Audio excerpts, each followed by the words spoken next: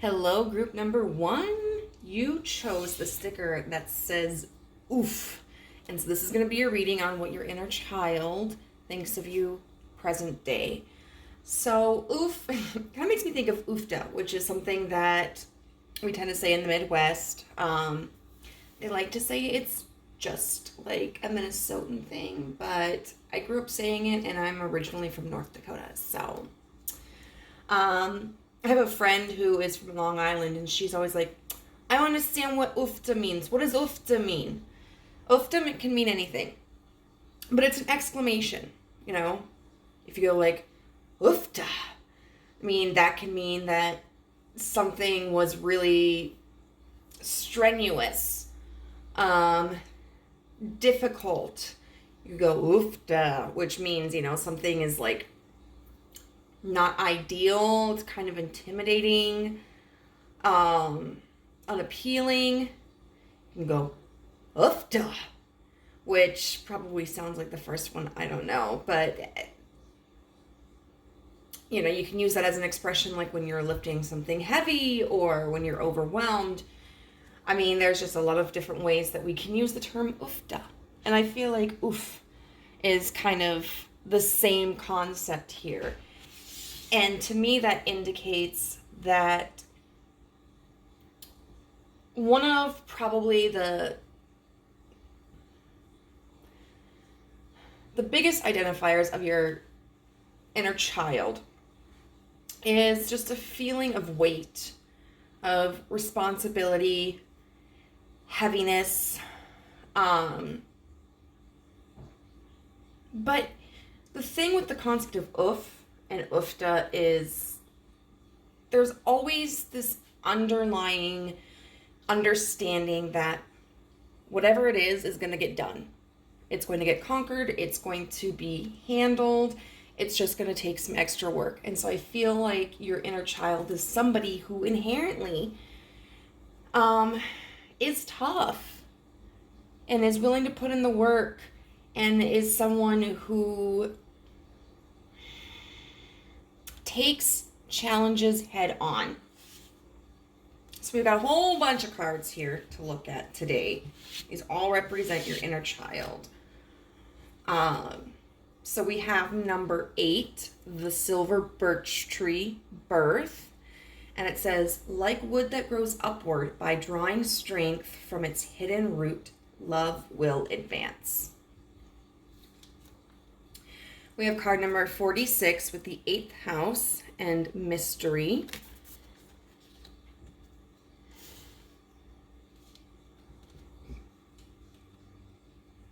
We have this beautiful card here,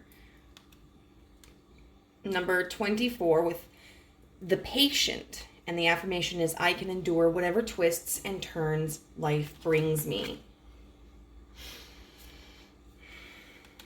We have the rat and basil.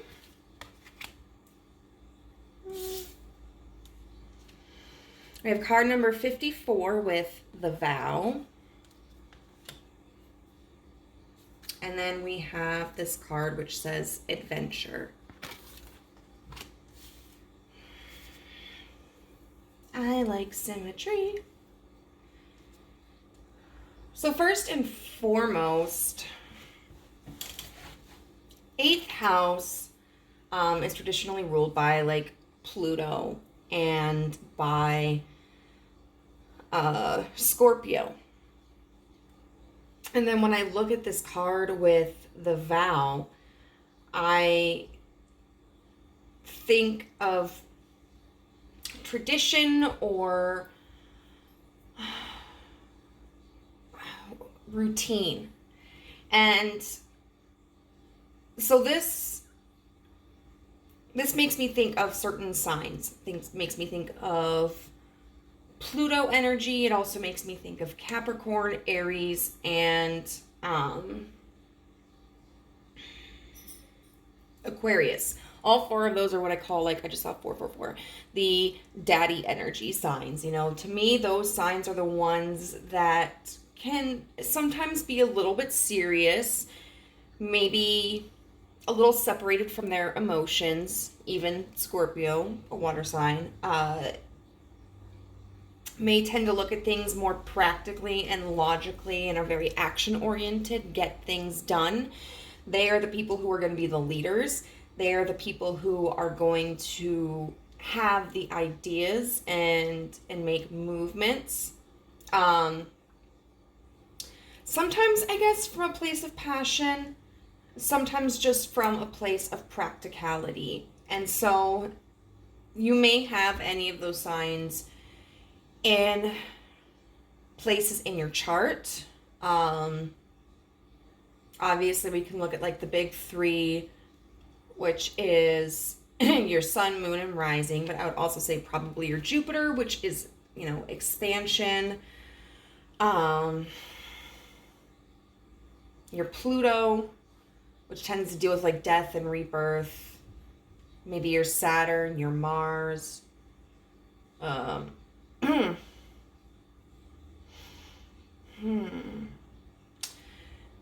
of course, you don't have to have any of those placements.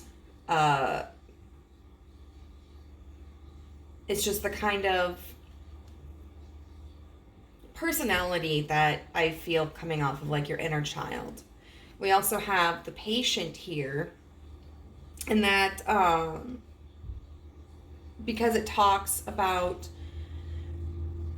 knowing that sometimes in situations there's nothing external that can free us or solve our problems.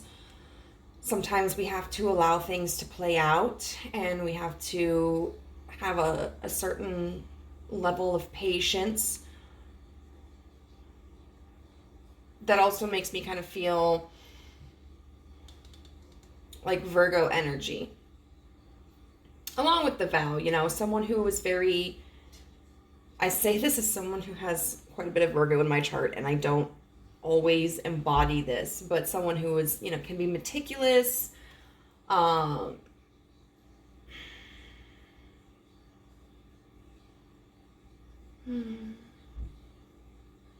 see how like the fine details lead into a larger picture.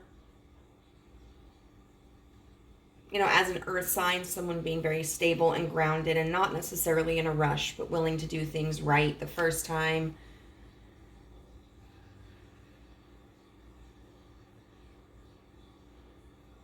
And so when I'm looking at these cards and I'm feeling this energy, I do feel that your inner child is someone, and I guess overall you, because I don't feel that this is something that you've necessarily grown out of or that can be grown out of, but I feel that this represents an inner child who can be quite serious, and methodical, practical. You may be somebody who is neurodivergent, whether we're looking at like autism or even, I know these can be scary words to people, but somebody who may have like antisocial personality disorder / sociopathy or psychopathy. Those diagnoses are not in and of themselves negative. That's just, the brain is different. The way of perceiving and downloading and expressing information it's just different. There tends to be less emotion involved.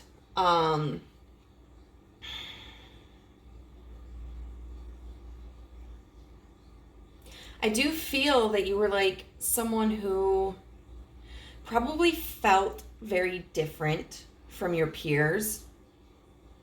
I don't know that necessarily that would have been upsetting to you, because sometimes when we feel different from our peers, when we know that there's something that is unusual about us, that doesn't follow the social norm and expectation, it can be very isolating. It can make us feel very self-conscious and alone And some of you might have felt that way and might feel that way. But I feel honestly that for a lot of you, it's just kind of something that you accepted. Like, this is just who I am. I'm different. So with the silver birch tree, so it's about birth. And it's interesting, you know, that we have the 8th house, which does talk about, you know, which is Plutonian energy, death and rebirth. I feel certainly that your inner child is someone who was very creative and someone who was not easily dissuaded by obstacles. I feel that your inner child is someone who's very resilient. And when one situation doesn't work out, they could turn and either like focus on something else or find an alternative method to achieve what it was that they were reaching for. I like how this says, like wood that grows upward by drawing strength from its hidden root, love will advance. Your inner child, I feel, is somebody that was underestimated a lot. This may have been a version of you where you kind of sat back and observed and didn't necessarily put all your thoughts out there right away. Especially with you having more like analytical energy, I feel that, and patient energy. I feel that, you know, your inner child was somebody who from a young age was content with just kind of staying back, taking notice of things, allowing the gears in their brain to work before they kind of announced what their intentions were or what their thoughts were. They may have not even necessarily had a conversation about it. They may have just kind of put their thoughts into action. But this version of you was somebody who was definitely overlooked and underestimated a lot.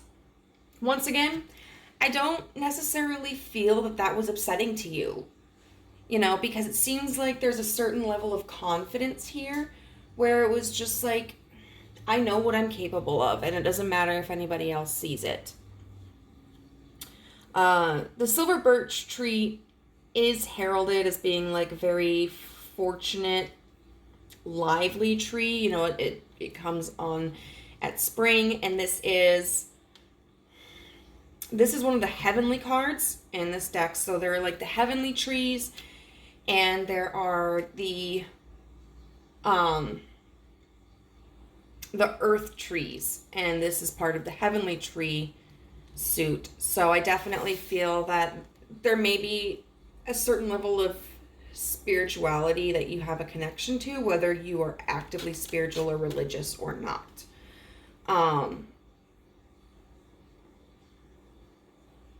Again, this could also indicate, like, you know, we have air signs, especially Aquarius, maybe some Libra. I could see Gemini too. I would say definitely more Aquarius and Gemini than a Libra, but let's see what it else. Published her story. Who something by it's probably like participating. These leaves have words on them. You could be a creator of some sort. We talk about story. Especially with this being more analytical, I feel like maybe your inner child or your past version of yourself may have been somebody who was very, not necessarily into creative stories, but I could see somebody who is more interested in like nonfiction, whether it's reading about, historical events or memoirs, autobiographies, even, you know, like scientific theories or mathematical laws, stuff like that. You might have also been somebody who was really interested in facts, whether it was about just facts of any sort or specific facts. You know, for instance, like, hey, did you know that circumcision of men in the United States became popular because of Dr. Kellogg, who also created Kellogg's bran flakes for the exact same reason, wanted to prevent men from masturbating. And so he thought that by using circumcision as a resource, like, men would associate touching penis with pain and therefore quit masturbating. And it didn't actually become popular for the reason that a lot of people think, which, you know, is that it's more hygienic, which, I mean, if you live in a country where you have clean running water and access to antibiotics and proper education, like, just teach your kid how to clean. You know, you might just know random things like that. It also has a lot of Chinese characters in here, so you may be somebody who was always interested in learning different languages. You may be able to speak more than one language. Maybe your family emigrated from somewhere, or you're just trying to get in touch with your roots.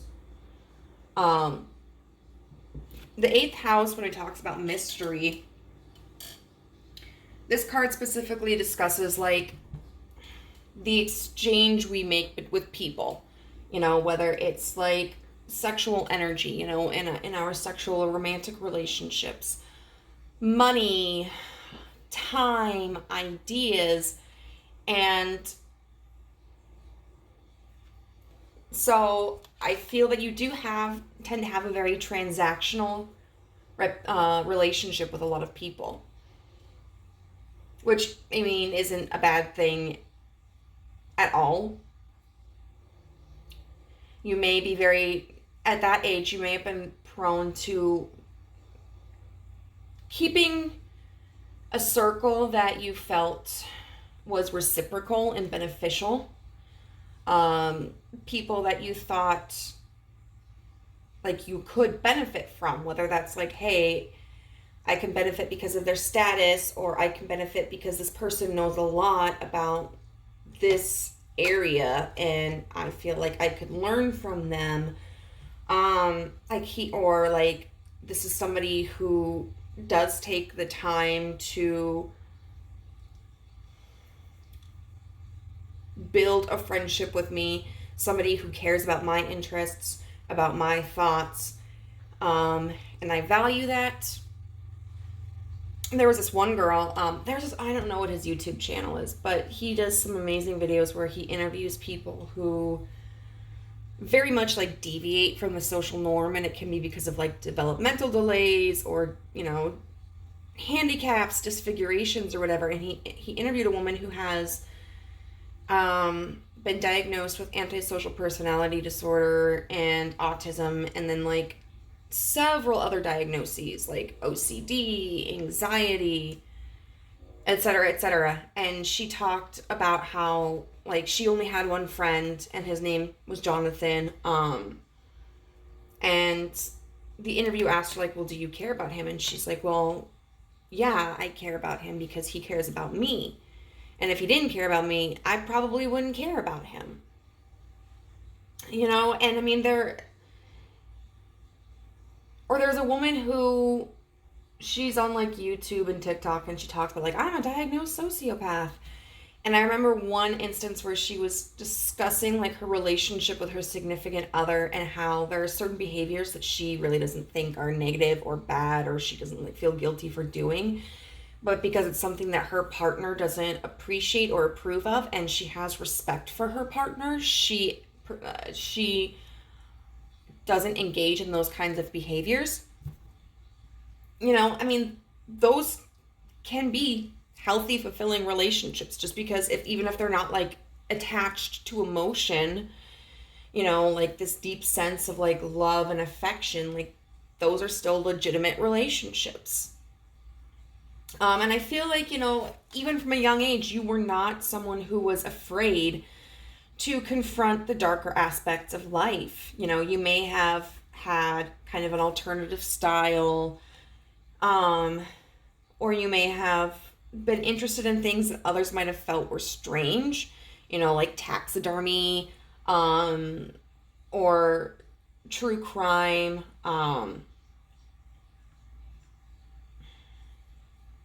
that sort of thing.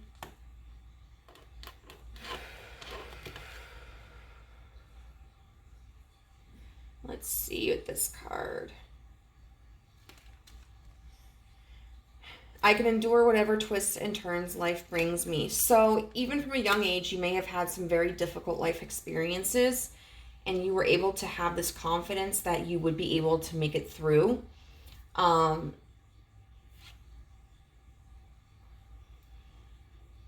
This card talks about knowing that sometimes when we wait, that's when we are able to kind of like build character and build life experiences and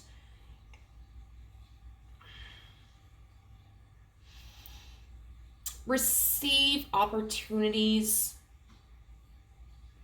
that are more beneficial down the road than receiving immediately. We have the rat here with, what did I say this was? Shoot. I can't remember. I remember what it stands for. I'm actually happy that I remembered most of like what this stuff was. I'm going to feel so upset too. Basil. Okay, so rats can kind of get a bad reputation, and that kind of confirms to me that I feel like for a large portion of those who are viewing this particular pile, you may be neurodivergent, and have a diagnosis that may have a bad reputation. This makes me think of the K-drama Mouse, which was very interesting, very entertaining, very engaging, but also extremely problematic. The premise of it was that there's been this gene that's discovered where 99% of the people who carry this gene are psychopaths, and then 1% are geniuses. But the thing is, like, you can't distinguish between those demographics when, before their birth, when they're in utero. So then it involves like a whole eugenics moral debate. But what becomes the biggest issue is that if someone has the gene and they are a psychopath, then they can be completely normal. But the minute that they kill someone, whether it's by accident or even if it's justifiable, then it activates this gene, and all of a sudden, like, they just can't stop killing. Like, it's this compulsion.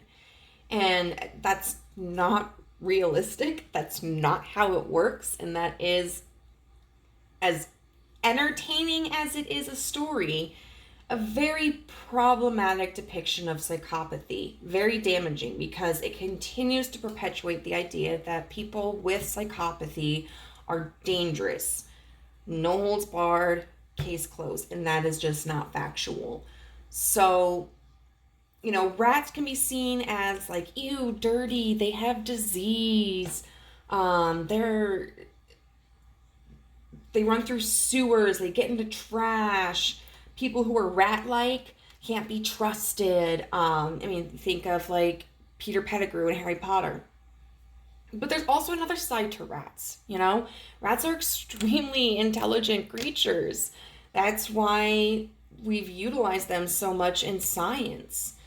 And they're very innovative. They're very crafty. They're problem solvers. And I really feel that is the core of your inner child. And then basil is a symbol of good fortune, you know, and so it's almost like you have worked to create your own fortune. Even from a young age, you knew things weren't just going to be handed to you, that you had to make them happen. And I think that you were willing to put in that effort. You could also, side note, have been born in the year of the rat. Then we've got the vow.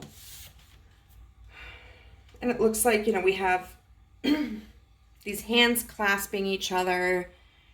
It looks like pearls, like black pearls up here. This bird. And that kind of looks like a jewel. And so you may be somebody who, as we've kind of already talked about, adheres to your own sense of tradition. You may have your own routines. And I think that you take the word and like commitment very seriously. You know, that if you say you're going to do something, you're going to do it, and you expect that behavior out of other people. If you want to,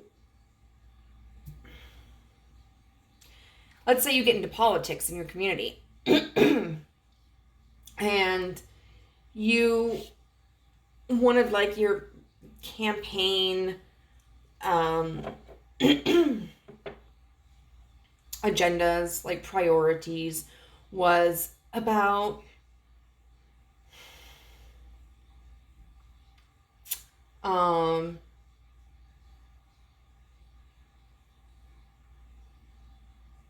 finding a way to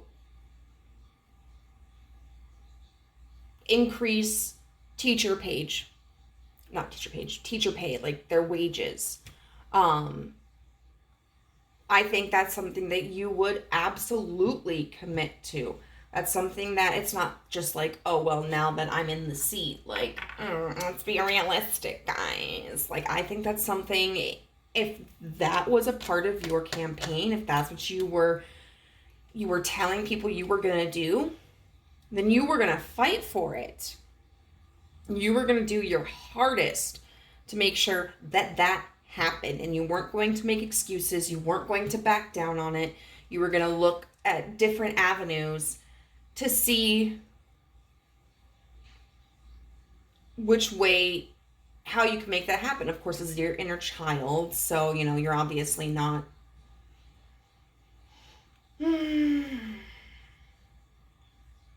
affecting and impacting teacher wages. But, I mean, that's just, I feel like there's a certain kind of black and white that you have. And it may not adhere to everybody, like, you know, the typical moral compass, but it's your own, you know, and you very much adhere to it. And then finally, we have this adventure card. Paris could be significant. Emigration could be significant. Travel, vacations could be significant. This also says the 3rd of August, which is interesting because we have number 8 here with the word strength. And that makes me think of, you know, the strength card, which is ruled by, you know, represents Leo. So Leo could be significant here. But adventure is all about not giving up, you know, and this woman is on a butterfly.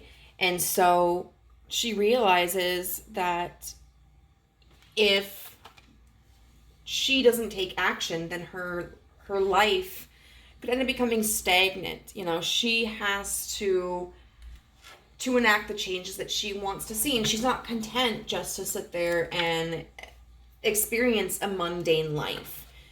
You know, she wants to have a more well-rounded experience. She wants to explore different facets of existence, and that could be, you know, through different careers, through traveling, through different fields of study, through different hobbies, through different relationships. But there's this drive for her to continue moving forward. And she's able to treat life like an adventure. You know, it's not like, you know, if there's a roadblock that comes, she, as we already kind of talked about with these other cards, is able to become more like solution oriented and not and not like problem oriented. Somebody who, you know, as a child, I think you were somebody who did like to explore a lot. Who did like to look at things from different perspectives, and who really was able to kind of like take difficult situations gracefully. You know, not somebody who was like, oh my God, why me? Why does this always happen? But it's like, okay, this is what's happening now. You know, what am I going to do with it? So, very interesting. That's probably honestly going to be the longest part of the reading, but let's see. I want to see first how your inner child views themselves.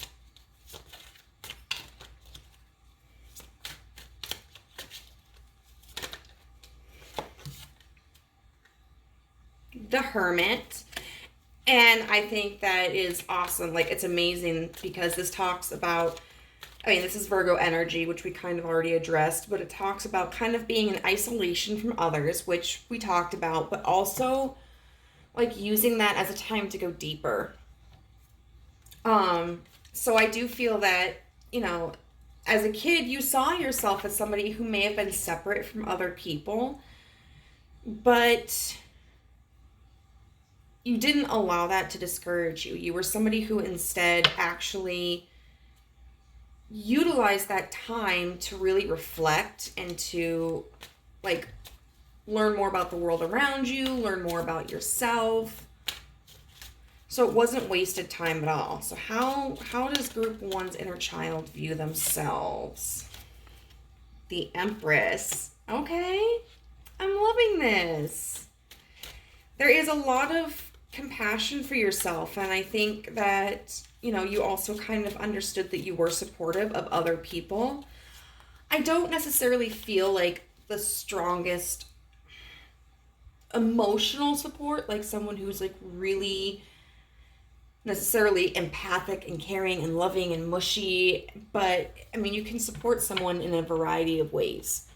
You know, you might have been somebody who supported others, like by encouraging their ideas, by, you know, if, I don't know, maybe you had a friend and the friend didn't have a lunch at school, you know, you might have shared yours. This also does speak to me that you seemed to have a relatively high level of confidence about yourself as a kid, and like you took care of yourself. And then the Seven of Swords. Okay, so there was a little bit of self-serving there.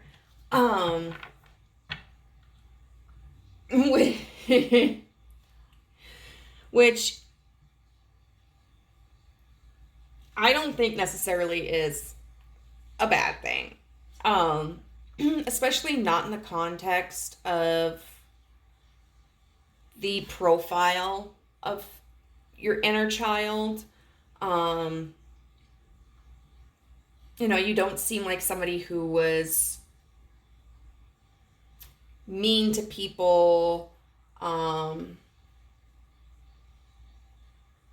don't seem like somebody who was only out for yourself in the sense of like, I'll do whatever it takes. I do think that being probably highly intelligent, you might have used that as a way to manipulate maybe the kids around you, maybe even the adults. And you might have been more interested in your pursuits, and goals than of those around you. And that might have been part of the reason why you tended to be more isolated and more separate from like your peers, because your operating system, you know, your brain, it just might work differently than other people's. And I mean, yeah, you could sit there and try to assimilate completely, but then, you know, you aren't being true to yourself. And what's the point in that? You can still develop relationships by being your authentic self. So we're going to see what did your inner child, like, what was their vision for you? Like, what did they think would happen in your life? Where did they see you?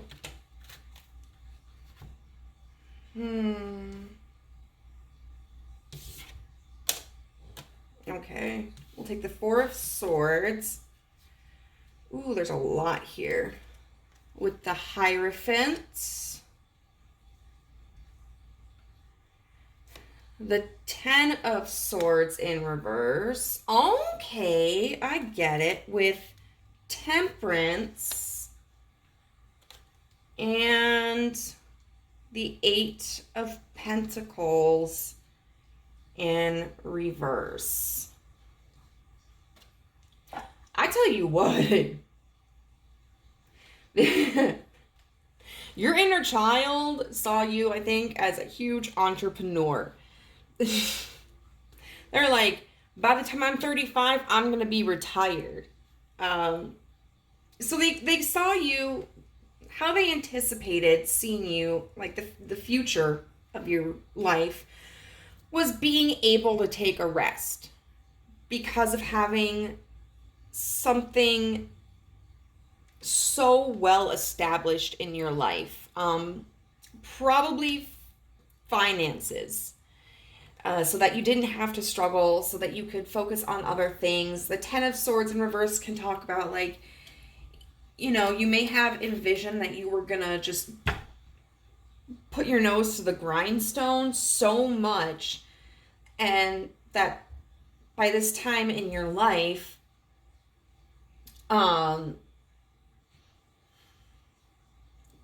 you would be able to release that burden. This is what I've never noticed.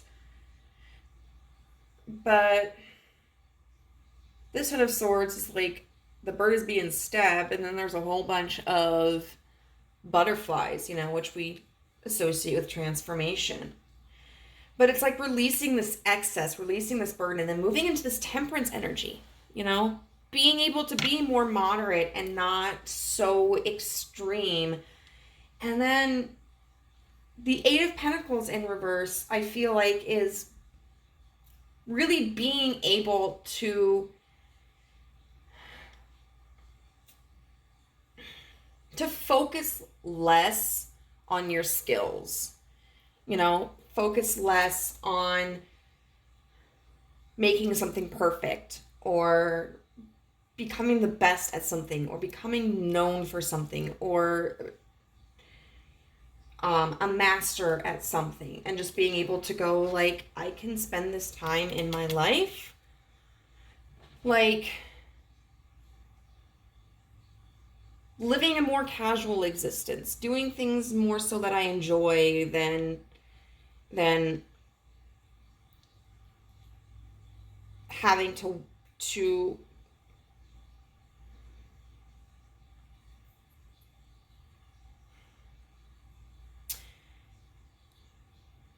having to focus on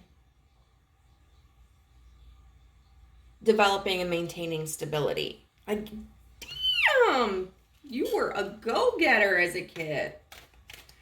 All right, so let's see, where are you now? Like,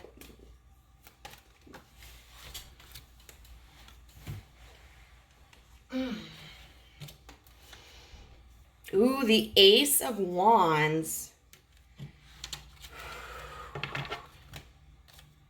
with the Queen of Cups. Okay.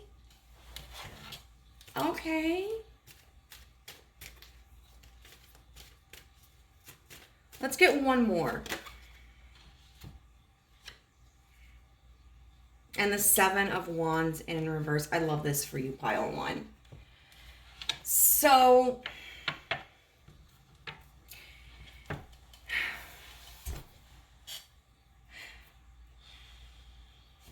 I do feel that you are tapping a little bit more into your feminine energy. It doesn't matter what gender identity you possess, if you have one at all. I mean, because sometimes, there are people who don't really align with either gender expression. This all stems from a mind of logic, though. Like, this is your brain influencing your path in life. And I feel here with the Ace of Wands, very creative energy. Okay, that's the beginning of something new, something passionate. We've got the Queen of Cups, and the Queen of Cups is somebody who's extremely nurturing and creative, in tune with her emotions, sees the world from a heart-centered place. And then we've got the Seven of Wands in reverse, which talks about letting down defenses. So this could mean a lot of things. I do feel that first and foremost, it means that you're kind of getting out of like your masculine energy of I need to do, and be practical. And really allowing yourself to get into your heart center. What do I want to do? What am I feeling? What am I passionate about? And that may have been something that you didn't afford yourself in the past because maybe you thought it would hold you back. But you are now in a position where you're starting to recognize the importance and the value of this. This could also talk about beginning a creative project. Maybe you recently discovered that you are interested in something more creative. Or maybe you've always had an interest in something creative, but you never saw it as a practical option. That wasn't going to be what made the money. That wasn't going to be what gave you security. And maybe you have already earned that security for yourself, and you are in this Four of Swords energy and moving into this creative project where it's like, yeah, I've got money in the bank, more than enough. All my finances are taken care of. I budget really well. I have investments in like stocks and in crypto and blah, blah, blah, whatever. Because I'm not a I'm not a numbers person, so I don't know what you have to do. And so maybe you're like, okay, now I can invest in these creative pursuits. This could also talk about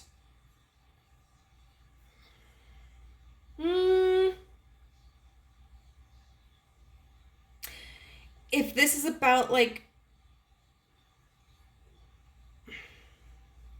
romance, I don't necessarily feel that there's anyone specific that this is indicating you're connecting with, because I would more so expect that with like the Two of Cups or the Two of Wands. And we have the Ace of Wands with the Queen of Cups. But I do feel that maybe you're at a point in your life where you may be opening yourself up to being more receptive to relationships. Could be just friendships. Could also be potentially like, you know what, I'm at a point in my life where I feel okay with being vulnerable and open and finding a romantic partner. So I think any of those options, all of them, it's all beautiful. So how does your inner child view you? Like, what's their perspective of you?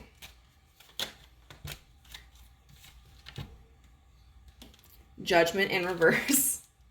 I almost kind of feel like they don't know what to think. But we'll see. What does your inner child think of you? The Knight of Swords in reverse.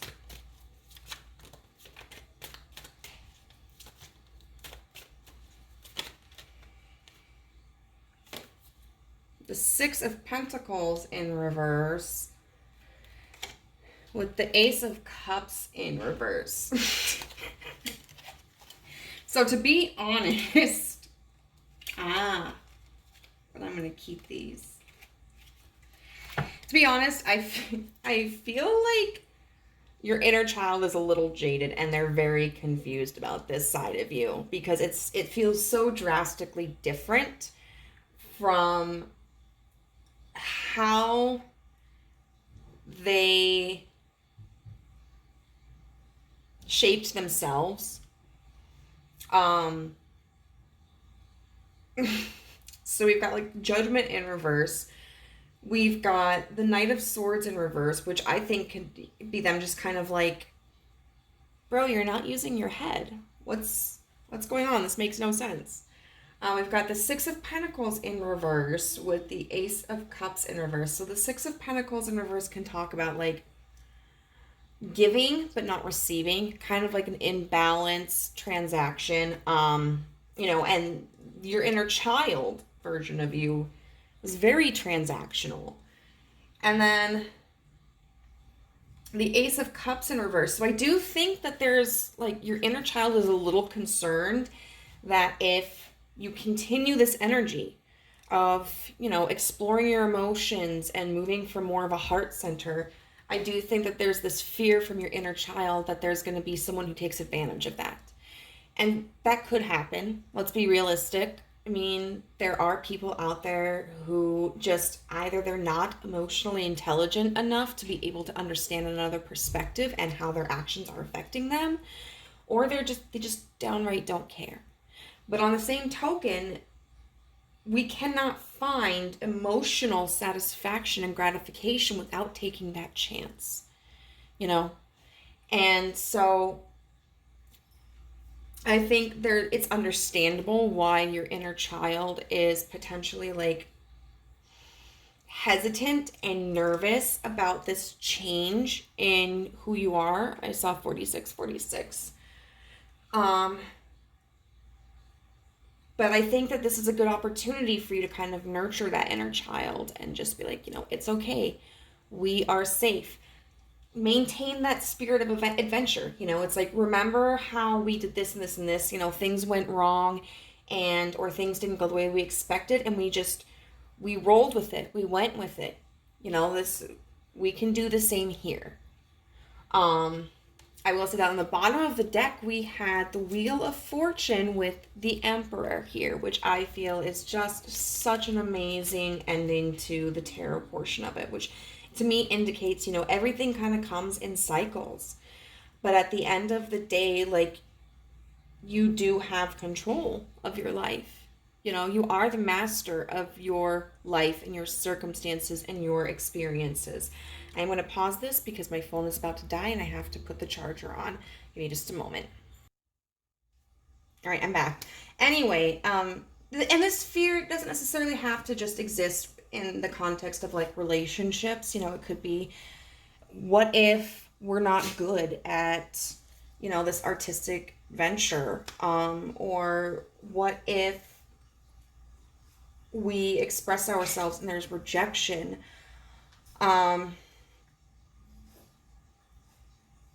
I do think that there's this fear of a loss of power, but what the universe is saying here with these two cards, the Wheel of Fortune and the Emperor, is that there is no loss of power. I mean, not ultimately. I always think of, with this deck, I think, in this Wheel of Fortune, I think of Charlotte's Web.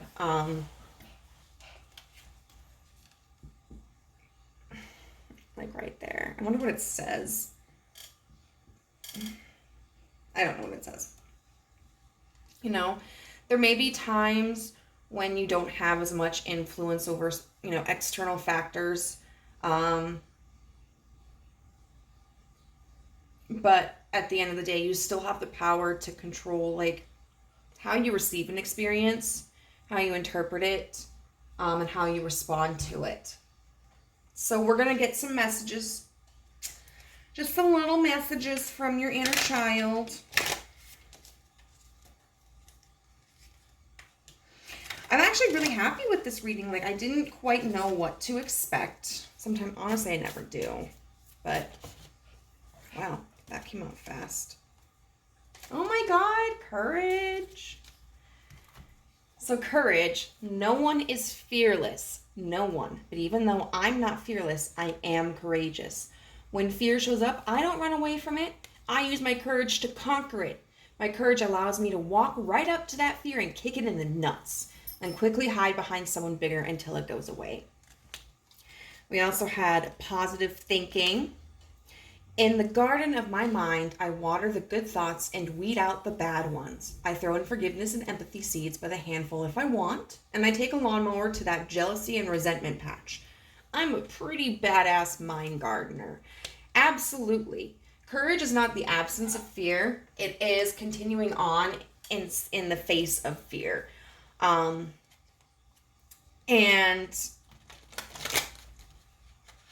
when we are entering into really vulnerable territory, especially when we are not accustomed to being vulnerable,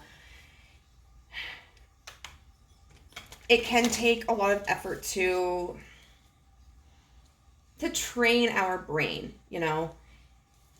Anxiety, fear is a very controlling experience. And I mean, those emotions exist for a reason. They do have benefits and uses, but they shouldn't be something that robs us of growth and new experiences. What's another message from pile one's inner child?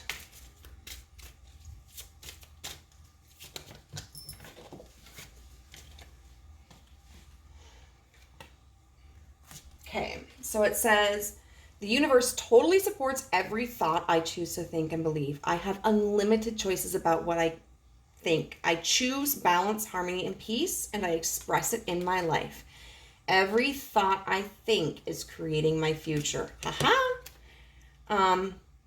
And this one, I don't know, I get this sometimes, and it's interesting to me. I am at peace with my sexuality. I rejoice in my sexuality and in my own body. My body is perfect for me in this lifetime. I embrace myself with love and compassion. You know, and that might be referencing, you know, whatever it is that's different about you. Whether it is like a sexual orientation or like your gender identity, or maybe some form of like neurodivergent identity. If you're in a position where you're starting to become more vulnerable, you might be experiencing that insecurity that you didn't have when you were younger. And when you were younger, you know, that solitude, that hermit mode, that might have been kind of your way of protecting yourself.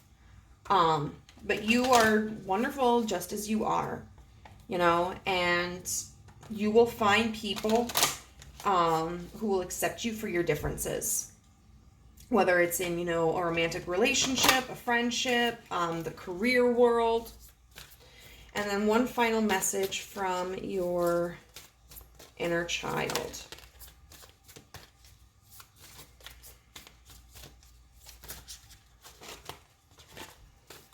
And what does group one's inner child want to say? Full moon in Aquarius. Be real. Absolutely. Be yourself. 100%. You don't have to pretend to be anybody else. So group number one, I hope that you enjoyed this reading. If you resonated with it, please let me know how so in the comments below. If you liked this video, give it a thumbs up. And if you aren't a part of our family but would like to join, you can do so by clicking the subscribe button and then hitting the notification bell so you know whenever I upload a new video. If you're interested in a personal reading with yours truly, go ahead and look at my contact information in the description box down below. And I'll see you later. Bye. Hello, pile number 2. You chose the bouquet of flowers, and this is your reading on how your inner child views you. So, first of all, these flowers are pink, and that can make me think of like love, growth, birth. But I also like flowers are so multifaceted. Flowers can be very fragile. And delicate. This could also talk about being, what's the word that I want to use?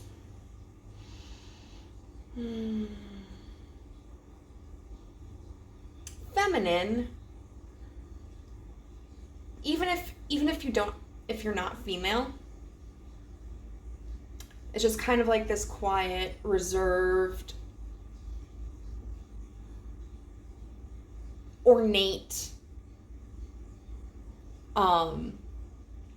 identity. And then flowers, flowers can be times of celebration, like for weddings. They can also be times like offered as condolences, like, get well soon if someone's in the hospital, or using flowers in funerals. And so I feel like your inner child is somebody who is very diverse, somebody who has gone through quite a lot of experiences, but continues to grow, as we see here with the bouquet. So we're going to get into the profile of your inner child. The last reading, this was the longest portion of the reading, but we learned a lot of really interesting information, and this is hopefully going to give you insight onto if this is a pile that has a message for you or not. So we have number 1, the Tree of Heaven with aspiration, and it says, aim high. Gifts of heaven will be granted to you. Dream, plan, and believe. We have card number 21 with Venus and Beloved in reverse. We have this beautiful card here. Looks like my candle's going to go out. With 15, the Communicator. The affirmation is, I remember that my words can have multiple meanings. Let's see, we have gentleness. There's a lot of flower imagery here. Very interesting. We have the moose. I can't remember what this flower is, so I'll have to refer to the book. And then we have, let's see, I think this is card number 48 with the Underworld. All right. So first thing I'm noticing is that some of these cards do have more of like a pink tone to them, which once again makes me think of someone who is like more decorative, someone who is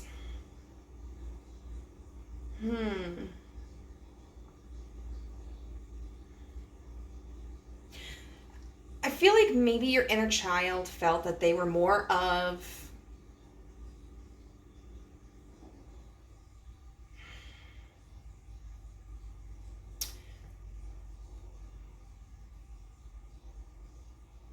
I guess they're more ornamental growing up in their environment and not so much purposeful.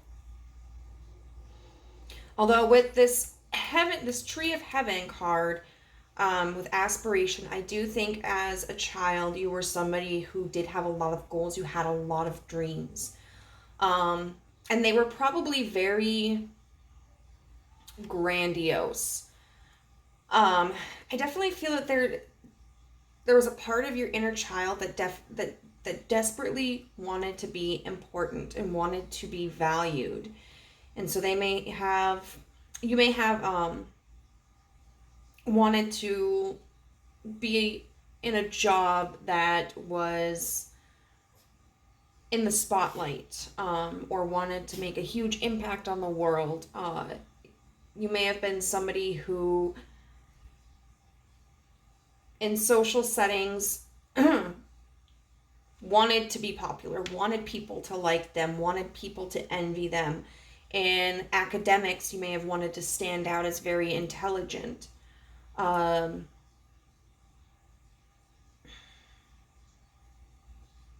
I feel like the aspirations were diverse. You may have had a difficult time growing up really settling on like the question of, what do I want to do when I grow up? Or what, do I want to go to college? What college do I want to go to? that sort of thing. You may have been somebody who just had a lot of different interests, saw a lot of different avenues. The tree of heaven is part of the heavenly trees suit in this deck. There's the heavenly trees and the earth tree. And so being a heavenly tree, that signifies to me that there may be a sense of like spirituality that you've always kind of had. Maybe you felt really in tune with God or the universe. Maybe you've always believed in something greater than yourself. With this being the tree of heaven, you know, this talks about aim high, gifts of heaven will be granted to you, dream, plan, and believe. I kind of feel like this indicates that you might have been more in your headspace. You may not have been somebody who was very action-oriented, but you may instead have been somebody who fantasized about all the things you could be, all the experiences you could have, all of the things you could do. And I feel like maybe you just kind of took for granted that the universe was going to just gently guide you into the perfect life. I just saw 7-7. And that could have been maybe because of some religious upbringing where, you know, there's this belief of like, you know, follow this path and you'll be guided. This could also just be kind of due to maybe a fear of not having the skills to achieve these goals for yourself. You know, so it's like, I want to do these things, but I don't know how to do them. I'm scared to even put myself in a position where I learn how to do this. So, you know, I'm just going to trust that the universe is going to snap its fingers and give me these gifts and give me these opportunities.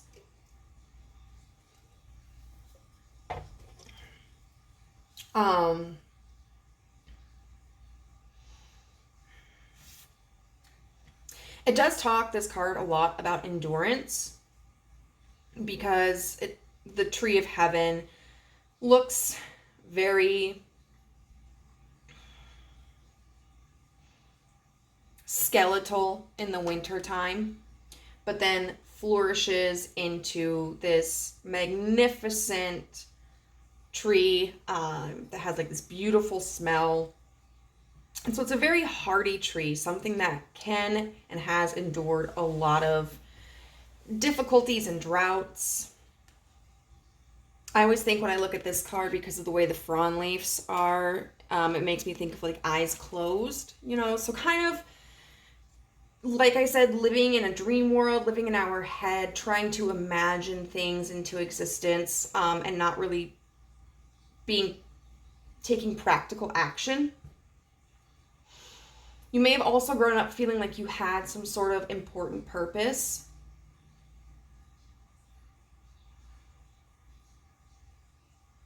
And I feel like that could be potentially because you may not have felt like you had one in the 3D world. So you might have compensated for that lack of self-worth by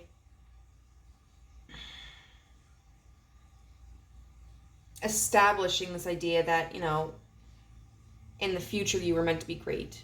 You were meant to do something, which isn't to say that you aren't meant to do something and that you aren't great. You know, I think it's just at this time when you were younger, you knew you had the potential, but you weren't ready to think about what practical, physical steps you needed to take. With Venus, and beloved in reverse. So Venus is all about like our relationships with our friends, our relationships with lovers and love, our relationships with ourselves. So the fact that we have the Venus card and this communicator card indicates to me that at a young age, you very much wanted to have relationships. You desired to connect to people. But with it being in reverse, I see that you may have had difficulty doing so at a young age. You may have kind of been an outcast. You may have been awkward, maybe struggled with social anxiety, or simply just had a difficult time relating to your peers. Maybe you were picked on.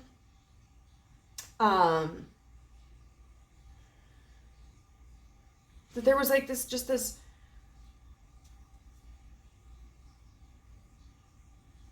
desperate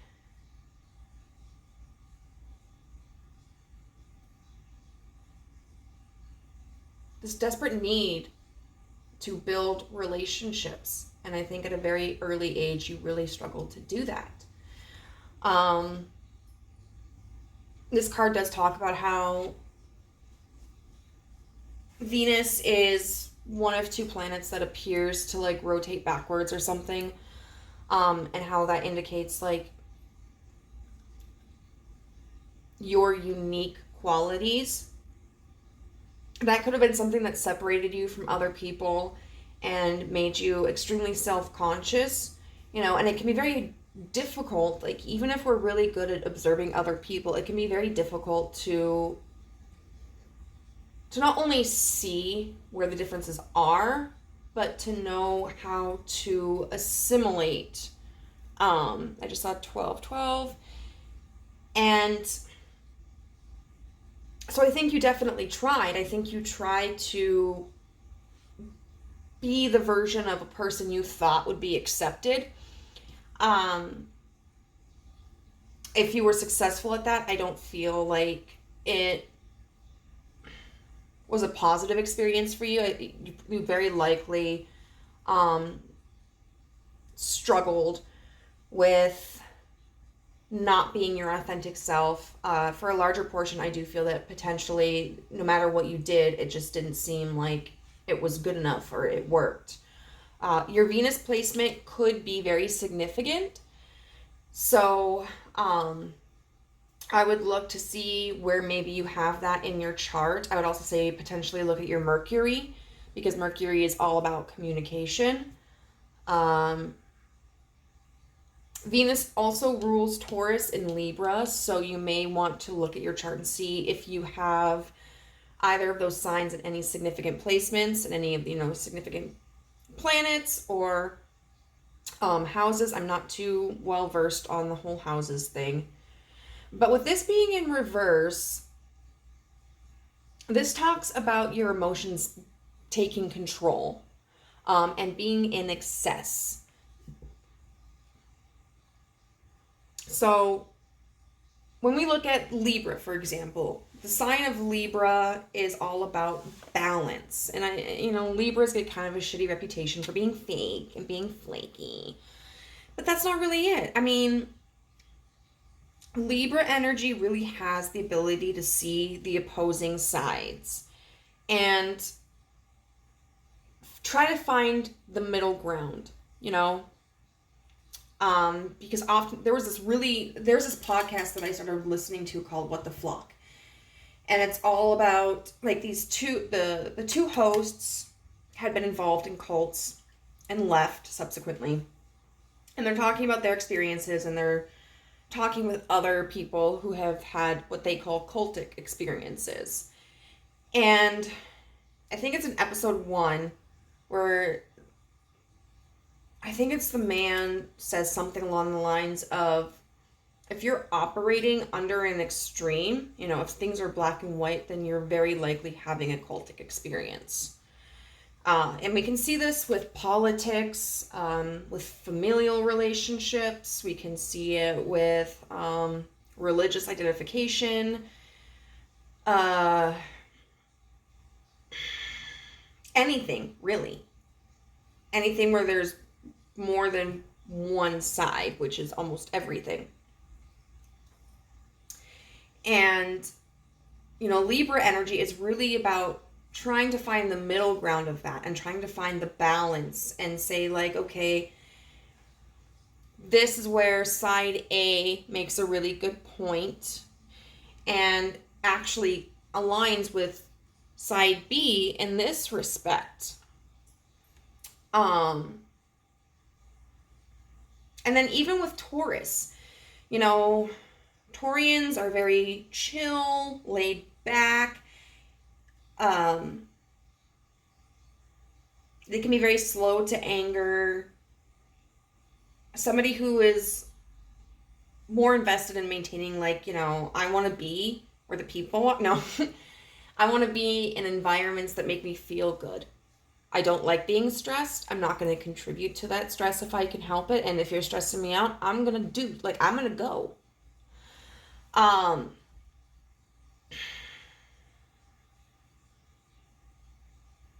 But in the reverse, this can indicate, you know, being in more of like your shadow aspects, or like being the unhealed traits of those signs.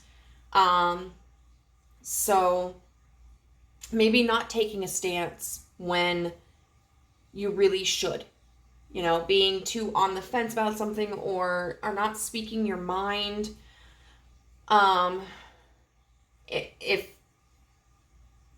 If you know, you've got the Libra energy, the Taurian energy can be more about being stubborn, being bullheaded, not having any room to give. It's your way or the highway. And both signs are very invested in things that make them feel good. They're very pleasurable signs, you know, and so when someone is in like their negative aspects of, well, the aspects themselves aren't negative, but when they're experiencing the excess of those traits, you know, it can be all about what makes me feel good. You know, it can become very superficial energy, and it can become very selfish energy.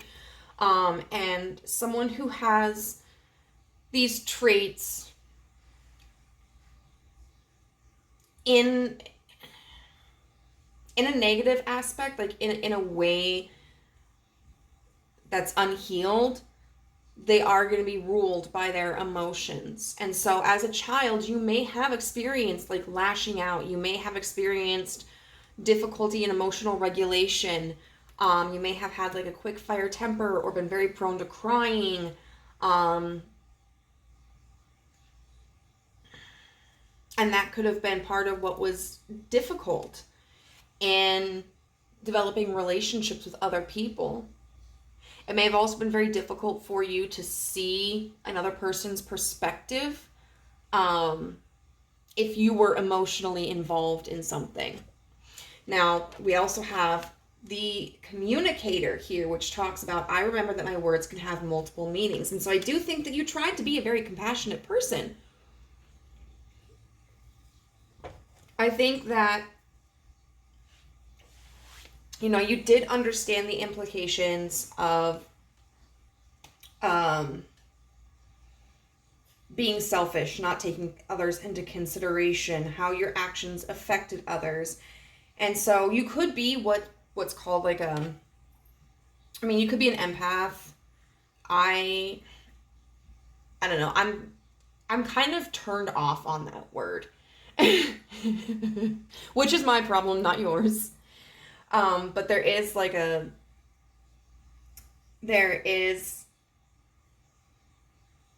an identification, a diagnosis that's called like someone who's hypersensitive. And a lot of times that can be something that develops due to problematic childhoods, that, you know, where there was a lack of stability, where there was a lack of healthy communication, where maybe like the relationships were fragile. You know, one minute you were having a good day with a parent, and the next minute like they were cold and distant, or they were lashing out on you or something. But I do think at the very least, like, you may have been hypersensitive. With this card, we've got the two Cupids.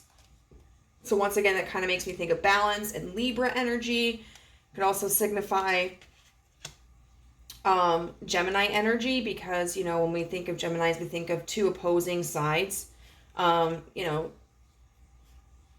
and someone who can be very compassionate and kind, and giving one moment, and then at the next moment may be more analytical and frugal.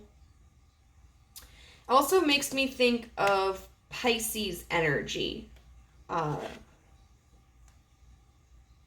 Having that dual nature when it comes to emotions. Words of affirmation really could have been one of your love languages. I feel like maybe growing up you didn't hear enough positive things about yourself, or the negative things may have made more of an impact than the positive things. You may have also grown up to be somebody who was more of a mediator. And I think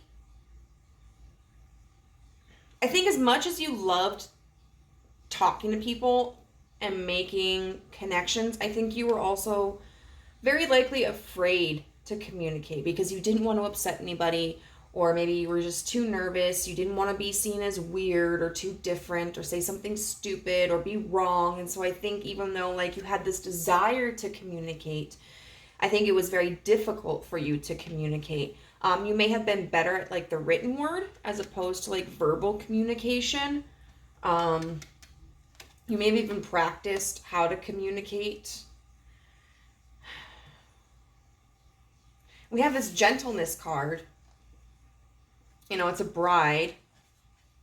And this card talks about approaching situations from a gentle point of being able to diffuse difficult situations by kindness and mercy and grace. She's a bride. We've got these doves here, and doves often remind us about like peace. We think of potentially Noah's Ark when they went through the whole flood, and then he released the dove and it came back with, what was it, the fig leaf? Saying like, hey, this is a good place to stop. Like there's land here. And although gentleness is really a beautiful trait to have, because not everybody is skilled in that, in the context of this profile, it's kind of sad. We've got this snow here, which makes me think of like Frozen in Time. And then with the wedding outfit, it's like kind of like this commitment, feeling like you had to fit a certain mold. Maybe like you had to be nice to people so that they would like you, or you had to try to be maybe as meek as possible so that you didn't stir the pot.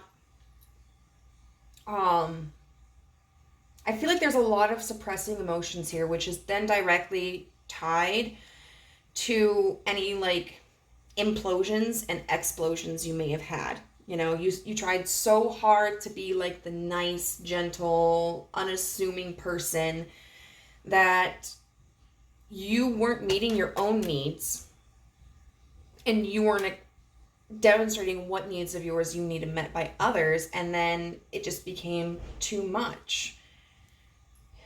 I feel like there really was, this struggle to identify yourself. And even if you did feel like you had an identity, it wasn't something that you really felt was going to be accepted very well. So it's like you had to mask consistently. We've got the moose here. And the moose talks about strength and courage. Make all the boy moose go, wah! I do want to get the book out for this one because I totally forgot what this flower is. But I do know that the flower itself represents like integrity. So where are we at? The moose. Yeah, so strength, power, bravery, and courage for the moose. And it's the gladiolus flower, which is strength and integrity. So once again, I feel like this kind of refers back to a masking of sorts. You may have felt like you had to harden yourself against the world, or like were ashamed of your emotions. And so I feel like you really did try to put on this front. And you also had this certain moral compass, which I think is likely, you know, a good moral compass to have. But I don't think that you had the knowledge or the skills or the experience to be able to be flexible in that, you know.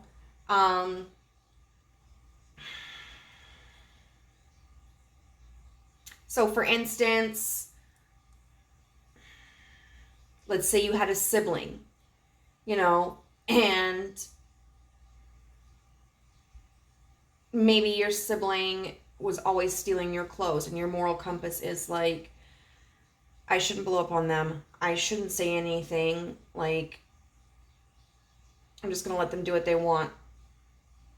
But then maybe they turn around one day and they ask, like, hey, can I borrow this? And maybe you just, like, flip out on them. And then you feel ashamed for that.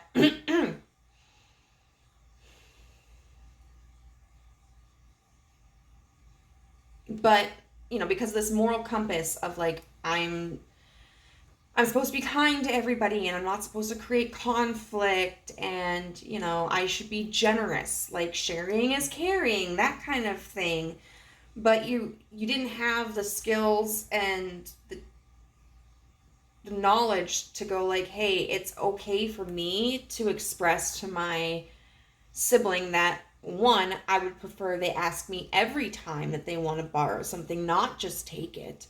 And that, two, I have the right to say no if I don't want them to have it, even to borrow it, you know. And had you learned that at that age, I think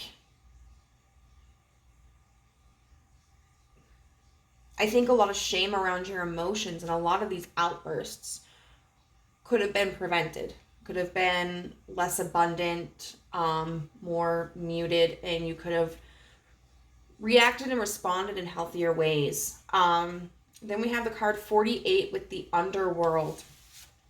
And it's interesting, you know, because we have some of these cards that are like so beautiful and so lively, and then we've got this one, which is the underworld. And I feel like that's in reference to, for one, maybe the separation that you feel from people, feeling potentially like you're taboo, you're not good enough, something is wrong with you. I also feel like, because this card does talk about hiding from the difficult scenarios and the difficult truths, not facing those things. I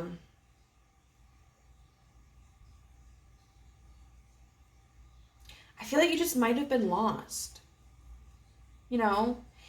And you might have had this fear around confronting the difficulties of life. You might have had this fear of expressing yourself. You might have had this fear of really confronting what emotions you were experiencing, why you lashed out, how you could do better in the long run, like what was reasonable, what was unreasonable. And so I feel like you kind of just hid that away. You buried it because it was easier just to ignore it than to confront it. And it just may have been overwhelming. You may not have understood that there were ways in which you could heal those aspects of yourself, that you could improve and become a healthier version of who you wanted to be. You may have just kind of been like, this is the way that it is. You know, and I'm thinking of, this card does reference Dante's Inferno. I have it because I never returned it to someone. Sorry, Leo.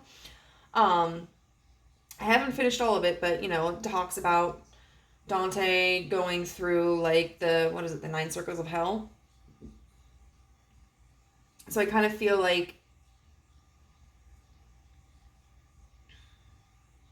at some point in your life, you may have started this process, or you knew that someday you were going to have to. That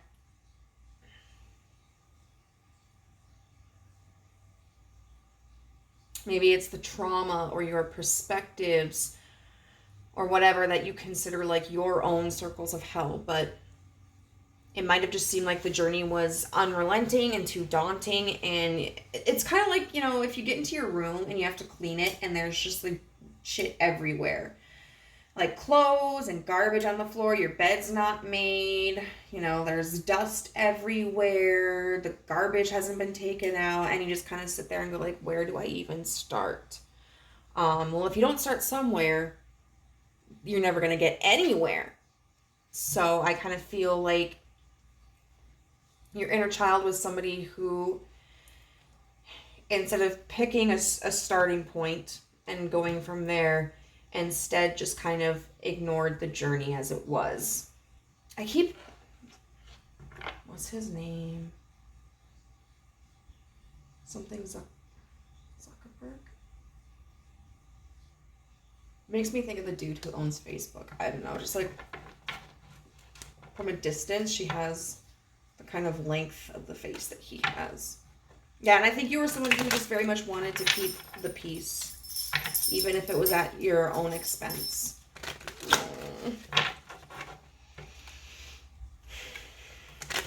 I hear you, pile number 2. I faced that struggle as well. Also, the underworld could be like Scorpio energy. I don't know that pile 1 was really heavy scorpionic energy. This pile, I would say maybe some of you have significant Scorpio placements. I would kind of, though, look more at what sign is in your Pluto, which is going to be generational. I think my generation's Pluto was in Scorpio, actually. But that can talk about, like, our traumas.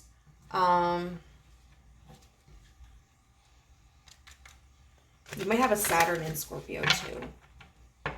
Those are the ones that I would definitely look at if you're curious. But anyway, so we're going to see, like, what your inner child's perspective of themselves is.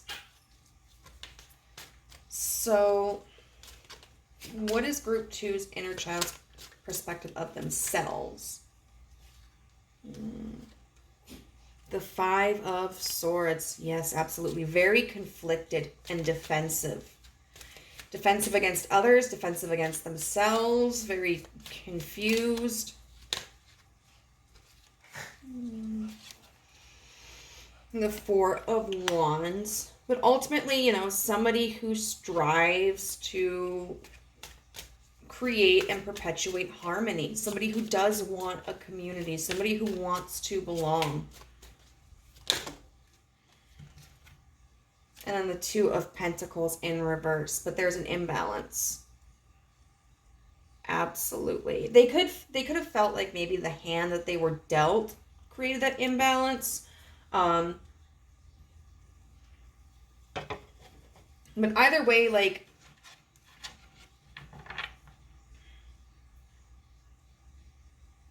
first of all, when it comes, like, socially, or even mentally and emotionally, they don't know how to create that balance. They don't know what they need to do, or they didn't know what they needed to do in order to have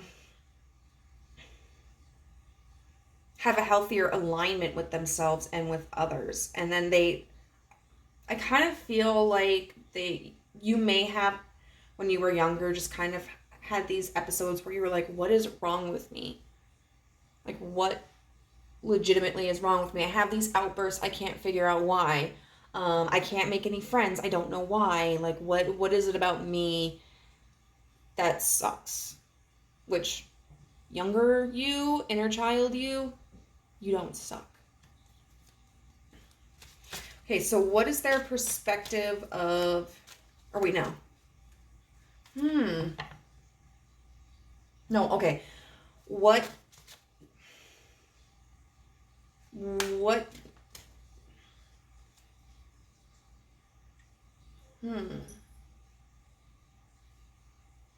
kind of future do they see for themselves? Like, what did they see for you guys in the future?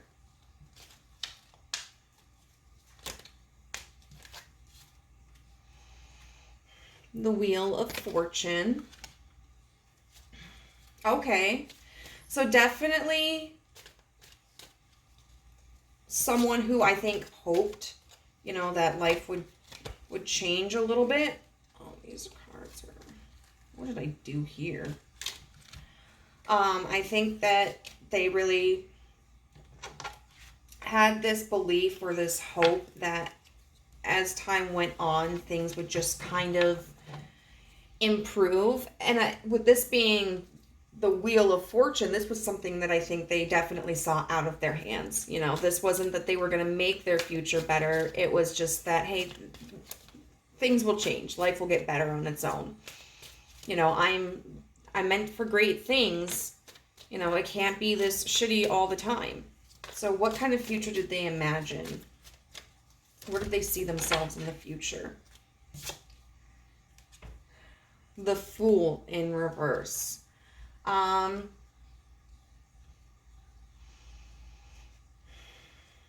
They definitely didn't see themselves changing at all, though.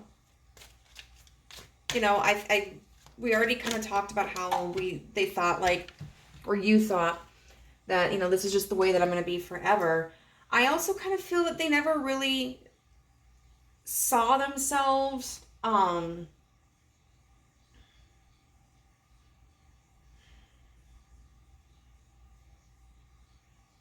trying anything new. This is a type of person who, when you were younger, you may have stuck very closely to familiar environments and familiar experiences. For instance, you know, maybe you wanted to travel, but you were always too scared to. You know, like, what if I get stuck over there? Or, like, what if, you know, I don't speak the language. You know, especially if it was something that you thought you were going to have to do alone. I think you were really resistant to it. There may have been certain things that you gravitated towards. So, for instance, like myself, a writer.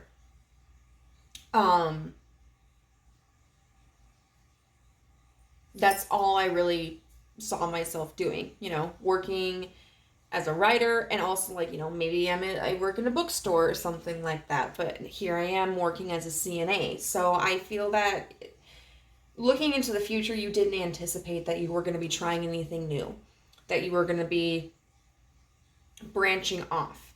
You were kind of just, I think, stuck in this vision that you had for yourself. And really, even though, like, you felt and you knew that you had greatness in you and you had a lot of potential, and you felt like, you know, the universe was going to bring this potential to you, I don't think you were very flexible in how you saw that happening, or recognizing that there could be deviations. So, like, there's the chaos theory, which is like the butterfly effect, kind of. But I learned about it in relation to this class that was like professional ethics in college, and we talked about how it's good to have a plan, you know, but you don't want to be so strict with your plan that you miss other viable opportunities, or that if something doesn't work out the way that you had anticipated, that it completely derails you. You know, oh, I didn't get a job at the one company that I really wanted to, I'm fucked. You know, or I can't pass this class and I need it for my master's degree. And, you know, maybe you can take a different class that meets the same requirements, or do you need to, like, go and get some tutoring done? I feel like when you imagined your future, you didn't allow for many deviations and surprises. And then we have Strength in reverse.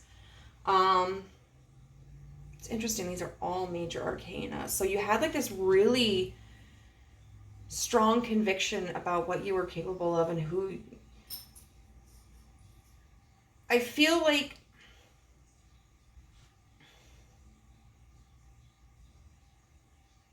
For one,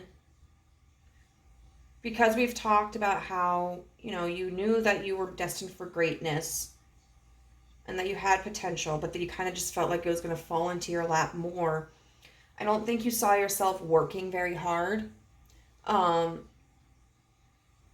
may have imagined a future where there weren't a lot of complications, because if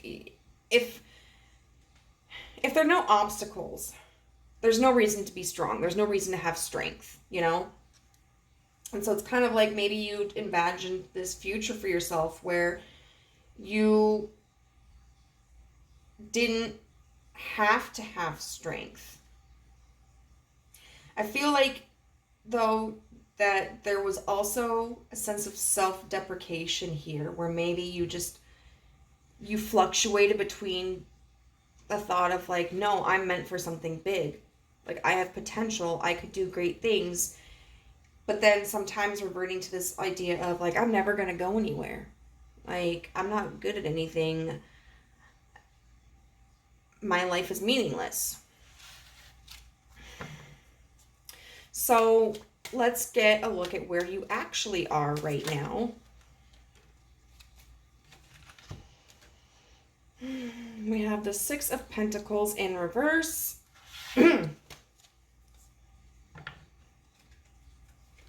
Where are you? We have the King of Wands in reverse.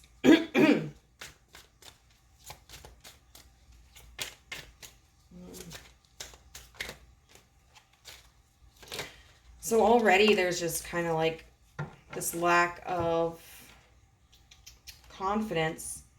The Nine of Wands in reverse. Okay. So pile 2, I do feel that these insecurities have carried over into present day. And it looks like there is, for one, a lack of confidence. The King of Wands upright is very action oriented. He is somebody who has a plan, knows what he wants, knows how he's going to get it. In reverse, this is somebody who may feel lost, may feel like they don't have the resources or the skills to develop the vision that they have, may not even have like necessarily the ambition, because especially like if you have depression, hey gang, there may be things that you want to do, but sometimes you just physically can't bring yourself to do it. Your head feels fuzzy, your body feels heavy, and it's like you have no drive to do anything. So you might be going through that. The Six of Pentacles in reverse indicates to me that there is a lack of investing in others. I do want to get clarity on that. In what way? So I feel like,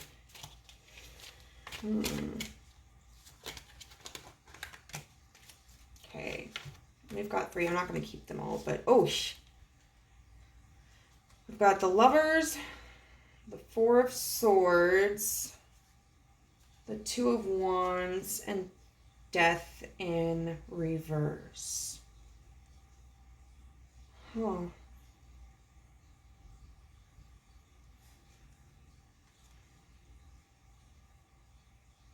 Yeah. I'm going to put these back in the deck, but that indicates to me that there is this longing to have a connection. And that connection could be like maybe you want to have a business connection with someone. Maybe like if you're a content creator, there's another content creator that you really admire and you want to reach out to them and have a collaboration with them, or like, just ask for some wisdom and maybe you're holding back from that. Maybe you want a romantic partner or you want friendships, yet you are not putting yourself out there. You might be kind of like withholding your energy. And then the Nine of Wands, well, because you're scared of change, excuse me. Because the Death card in reverse can talk about trying to prevent change. And then we have the Nine of Wands in reverse. The Nine of Wands is often like a card of persistence. It's a card that indicates, you know, continuing the journey until it's finished. You know, you're almost there. But it feels like you may have been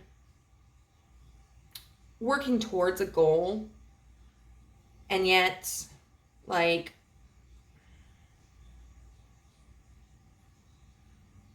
okay, the Six of Pentacles too in reverse could even not involve a person. It could be you're not investing in anything. Like, say you want to be a content creator, but you're not putting out videos, you're not engaging with viewers. And so therefore, like, nothing can be returned to you. You're not going to see any progress in that. And with the Nine of Wands in reverse, it kind of feels like maybe there's a goal that you've been reaching for that you kind of that you lost confidence in, and so you just kind of gave up. And I tell you, like, sometimes it's very difficult when we start life with a certain lens. It's difficult to change that. I get it. So what is your inner child's perspective of you?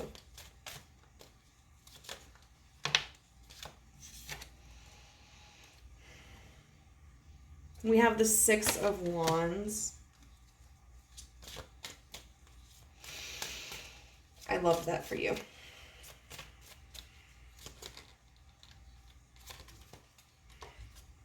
We have Temperance. Wow, what is Group 2's inner child's perspective of them?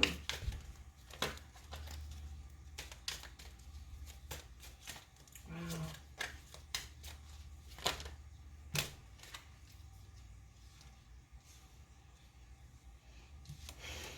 The Ace of Swords, and I'm going to use these as clarifiers, but the Sun in reverse and the Eight of Cups. I think this is probably a message that you needed to hear at this point in time, pile number 2. Because it looks like you're in this really insecure, complacent, stagnant energy. And sometimes that can bring us back to the past where we think like, yeah, I knew I couldn't do it. I should have known that I wasn't good enough for this. I don't know why I even thought I could do this. Like, I'm just a waste of space, you know, whatever.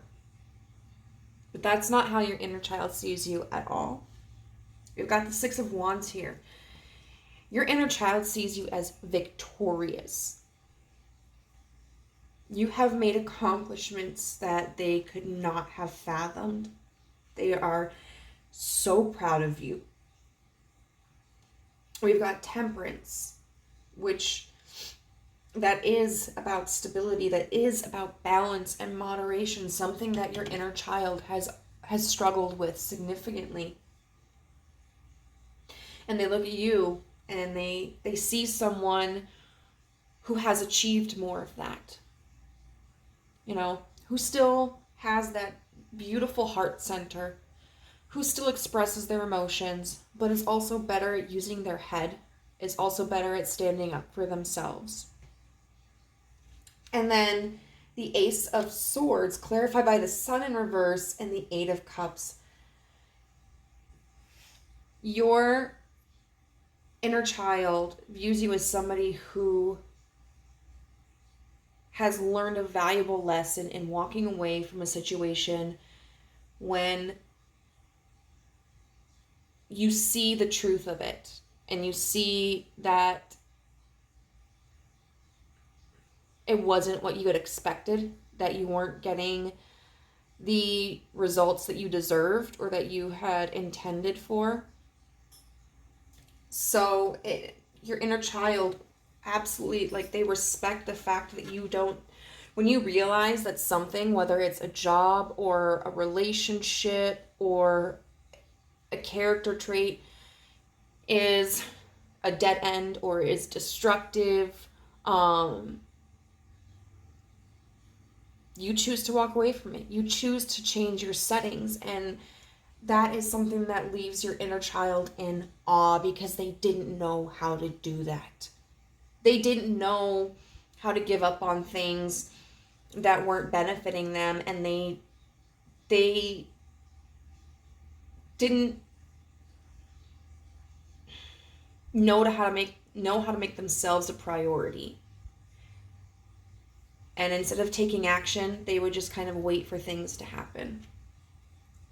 Oh my God, guys.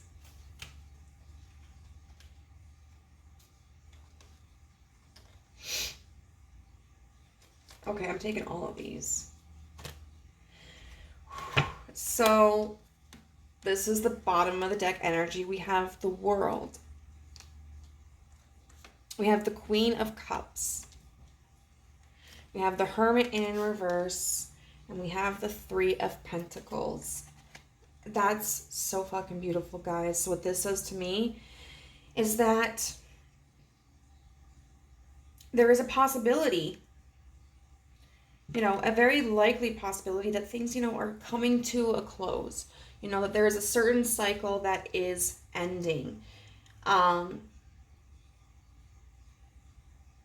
that's going to allow you to be in this Queen of Cups energy. Emotionally secure. Tapped into your creativity. Tapped into your spirituality. Somebody who's confident in that part of themselves. And confident sharing it. And confident in expressing it. The Hermit in reverse. Talking about leaving that isolation. Coming back into society. Engaging with others again. Having that higher perspective. And then the Three of Pentacles is cooperation. It's working in tandem with others, being part of a unit. Oh my God, I love that. I love this. You may have been doubting yourself so much right now in the present day, but the younger version of yourself is so proud of you. And you have exceeded all of their expectations. So let's get some message cards. What message does group 2's inner child have for them? Vitality. I am healthy and vital and strong. My radiant love of life fills me with healthy, vital, and strong cells. Each cell is a warrior. Everyone has its own sword and shield. I dare you to try and penetrate my cellular army. Didn't think so, chump. And so especially if you struggle with mental illness, or even, like a physical handicap or something, this is encouraging you, like, you still have the resources. Like, you're not defective, you're not broken. There may be challenges ahead as a result of your circumstances, but that doesn't mean that you can't overcome them. That doesn't mean that you can't still be the person that you want to be and achieve the things that you want to achieve. There's a woman who has no arms, okay? She cooks with her feet, she paints with her feet, she drives her car with her feet. And I'm not saying this to be like, what is it, inspiration porn? And that's such a hard thing to navigate. But because it's not like, oh, look at me, I have both my arms, and so why am I so upset? She's worse off than I am. No, like, we both have our challenging circumstances. She doesn't have arms. I have depression. They're not the same. But I'll tell you, mentality makes a huge impact. And, like, the only reason I'm able to do like any of the shit that I'm doing today is because I got to a point where I decided, well, I better start working on healing my depression because I'm tired of living like this. And that didn't fix everything. You know, I have to take medication. I was in therapy. I still am growing, but because I'm committing to it, that is what is allowing me to prosper. Okay, I do not have to earn love. I am lovable because I exist. Others reflect the love I have for myself. I am worth loving. Oh my God, you needed to hear that, and so did I. You know, I think because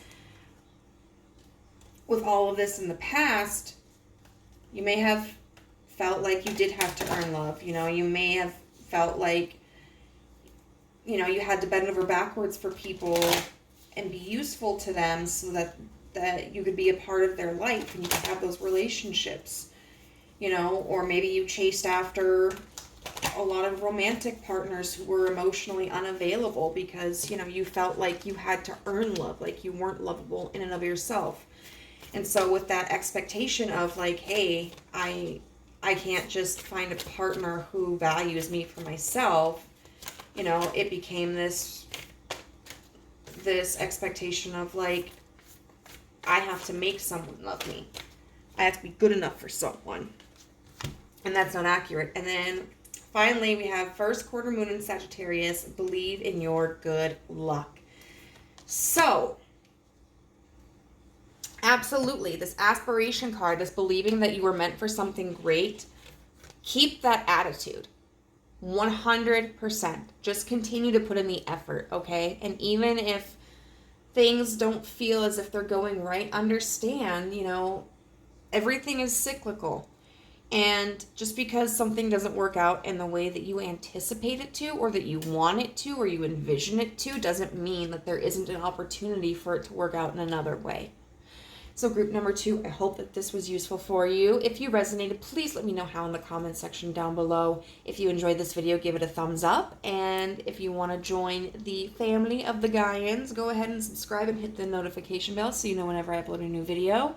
Also, if you're interested in a personal reading with yours truly, you can find my contact information in the description box down below. Bye. Hello, pile 3, you chose the Crown, and this is your reading on what your inner child thinks of you. So I can see a lot of meanings behind the Crown. First of all, I think of fairy tales.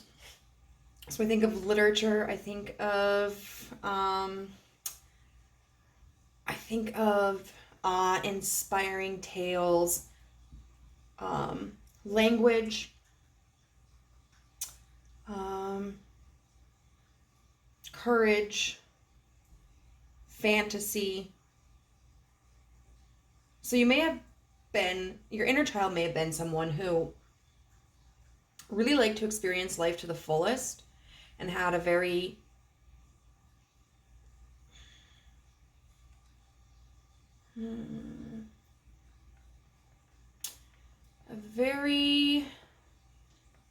skilled imagination. I can also see this crown representing wealth, material wealth. So your inner child may have been, you know, you may have come from a family that was relatively well-to-do financially, or you may have just been somebody who really liked the nice, finer things, you know? You liked to have the newest toys. You didn't like to wear maybe clothes that had stains on them, or like if there was a tear, maybe you didn't like to wear it. Up to date on all of the latest technology. This could also represent a position of authority, you know, so maybe you were the oldest child, or maybe you were kind of like the mom or dad figure with your friend group, or maybe you were somebody who was just more naturally take charge, you know. So for instance, if there was a group project, you might have an easier time stepping up and delegating tasks than somebody else. So we're going to look at the profile here of your inner child. We have number 51 with the tulip tree, adaptability. And that says, the transforming power of time brings flowers and fruits that are a sign of love and happiness. We have card number 41 with third house, communication. We have this beautiful card here. Number 3, the storyteller, affirmation, I have the right to speak because I listen when others speak. We have this card that says innocence. We also have the robin with, oh shoot, what was it? This was the spider. Oh my gosh, I'm going to have to look at it again. And then we have card number 13 with the crone. I'm going to look at this because I forgot it. It's the spider something. The spider.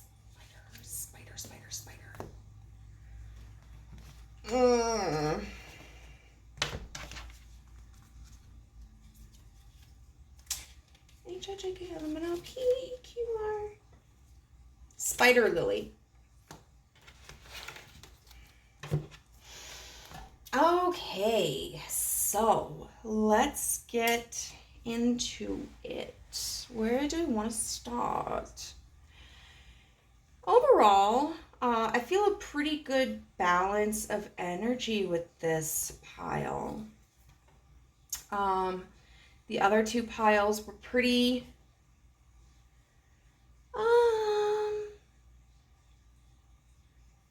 singular, I suppose. Well, no, pile 2 was kind of all over the place a little bit.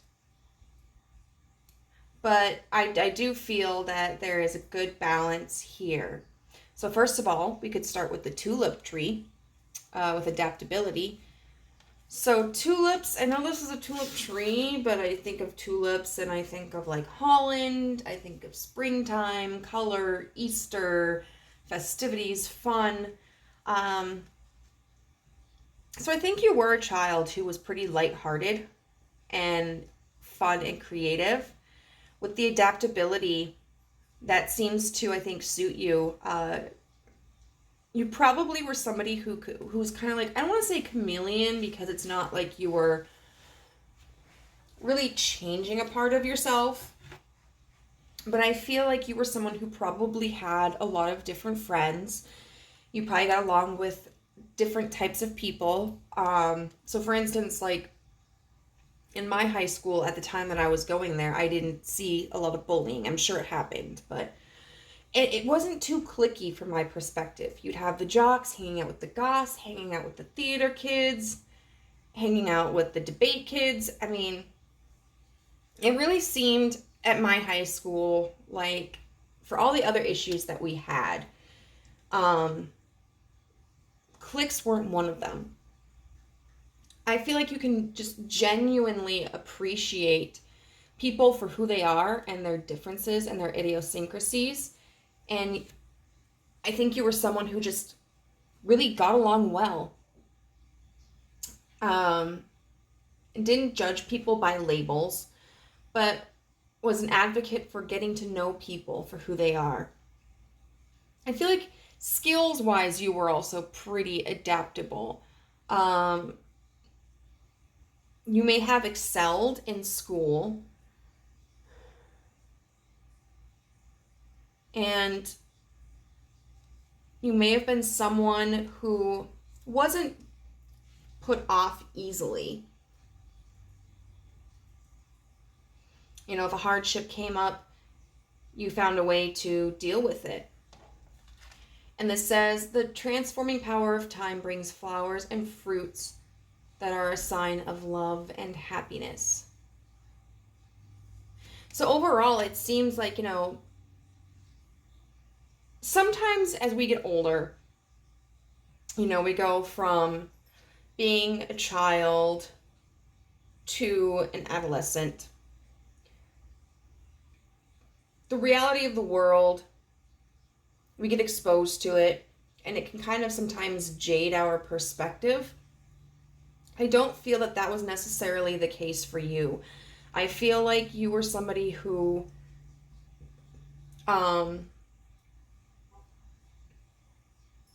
Continue just to grow in your happiness and your sense of gratitude as you got older. This is the pile where I feel like, and I could be wrong, like, about it completely, or there may be people who don't fit into this. This could be my pile of people who don't struggle with mental illness. Which just, like, it astounds me that y'all exist. But, you know, that's the thing about having our own personal experiences and sometimes not being able to comprehend what a different experience would be like. I don't feel like necessarily you would have been somebody who judged another person for like a mental illness. I do feel like overall mentally you were able to keep that optimism, which we also see here with this innocence card, you know? I think that's something that you were able to maintain even as you got older. You were able to continue to look through situations with like fresh eyes. This card talks about, you know, being able to view problems and relationships from a new perspective, you know, and not allowing ourselves to enter into like this tunnel vision or develop these perspectives that are stagnant, you know, but be willing to kind of reel things back and understand that, okay, you know, even if I don't agree with it, even if it is wrong, like I understand everybody does something for a reason. And overall, I feel like you're a relatively non-judgmental person. I feel like, you know, even as a child, you were just very accepting of others, and you didn't seem to be you probably weren't the kind of person who was a know-it-all. Even if you were, I feel like, you know, you probably did know a lot, but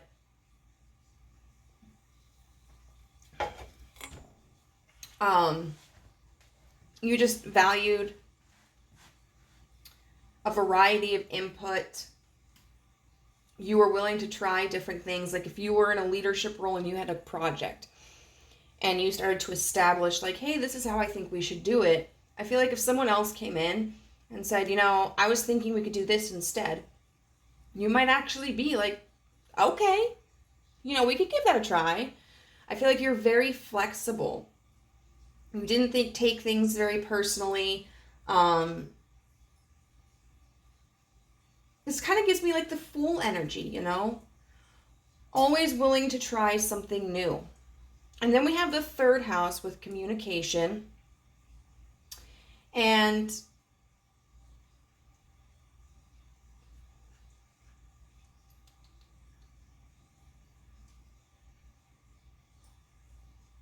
I don't know why I'm pausing.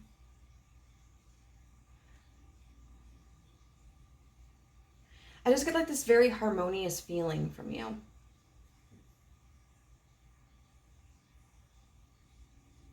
You're someone who was willing, even from a young age, to really pay attention to how you communicated with others.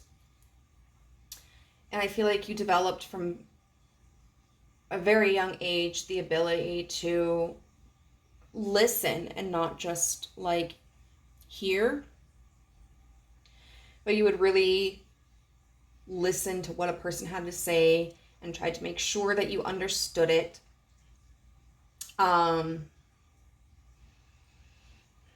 Very good at communicating your own ideas. I see you as someone who did have a large heart space, you know, someone who was in touch with their emotions, but was able to also express themselves from a very logical standpoint. Y'all might have a Taurus moon. I don't know, my boss has a Taurus moon, and the way she can just like handle tense interactions is astounding.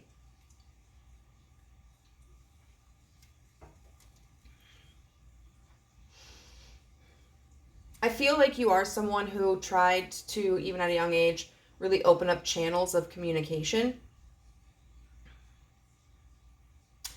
So, because it can be so difficult when, you know, we don't see heard, or we don't feel heard, or we don't feel seen. And sometimes, you know, we're really good at repressing that and just kind of holding this sense of resentment towards someone else or like something else instead of communicating it.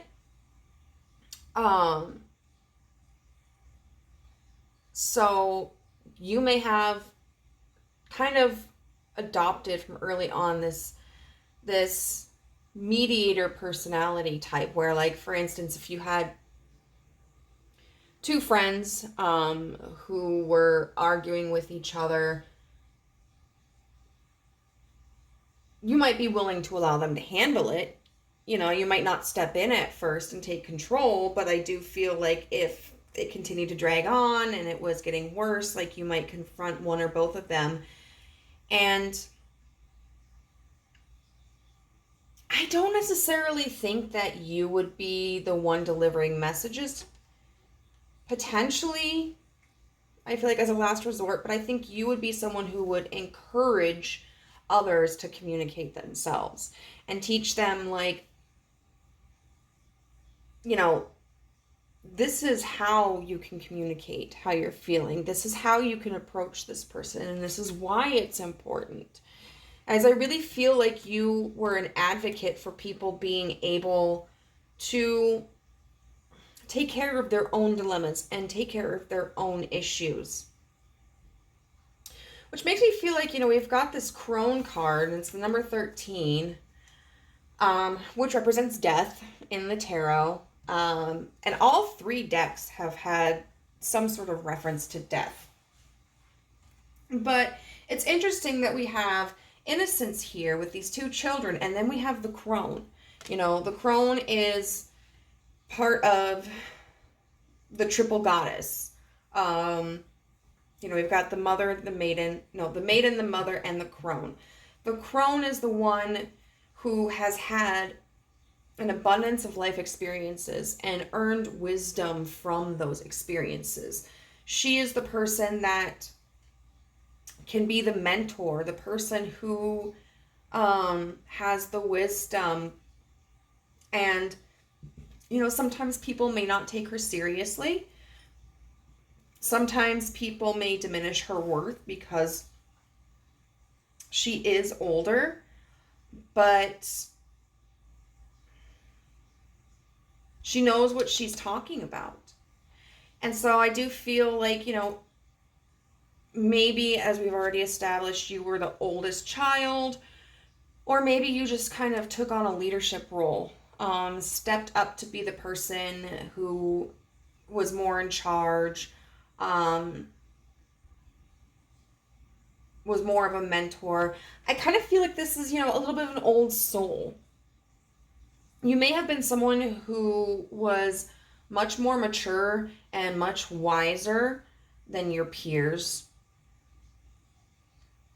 which I think is fascinating that you were still able to maintain this sense of innocence, you know, because it's like that wisdom didn't just translate to, well, I have a better understanding of the world or of these subjects than other people. It also translated to, I may have a better understanding of this, and that's cool, but that it's okay that other people don't, you know? Like, I understand that I'm more advanced in this area than other people are.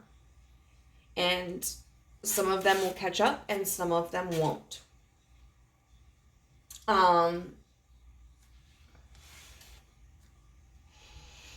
This card does talk to a lot about the duality of being the crone, you know, because when we're the maiden, we can sometimes idealize everything. We can choose to ignore the bad things or the difficult things, and we can have this blind faith that everything is perfect, everything is going to work out, everything is harmonious. But the crone has seen the ugly side of humanity too. And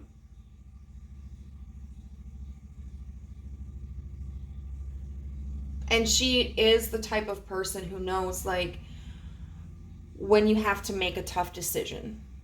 Maybe the kind of decision that not everybody is going to like. Maybe the kind of decision that isn't going to be popular. It's interesting. It doesn't really talk about this in the book, but there is a coin with the Star of David. So Judaism could be important to you.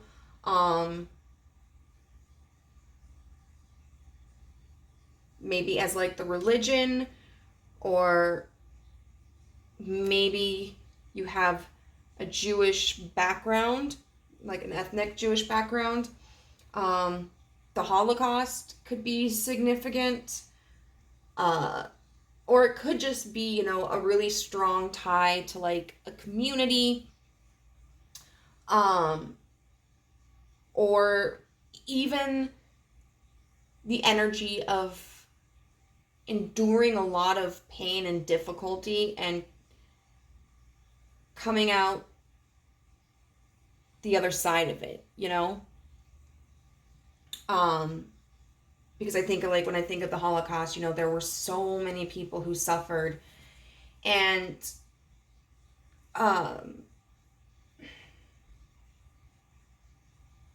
but there are people who survived. There are people who survived because others helped them escape or gave them shelter, and there are people who survived because of their tenacity. And that pain is still a part of that culture.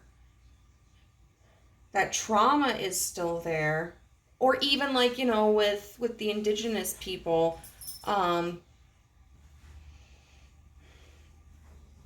we think of, like, how the European colonizers came and just terrorized the indigenous peoples and, murdered them and raped them and, like, stole their children and put them into schools. And so there's still, like, this generational trauma that exists in the Native people today. And that did have a huge impact on their connection to their ancestry, like their history and their background and their culture. But they're still here. And there are these movements to reconnect, with their languages and with their spirituality and with their cultures and everything. And so it's like, even though there's this pain that's still a part of this culture, that still affects it, that's just generational trauma, like, there's a movement forward as well. So I feel like, even as a child, there was a darkness that you understood. And I don't feel that largely you were afraid of it.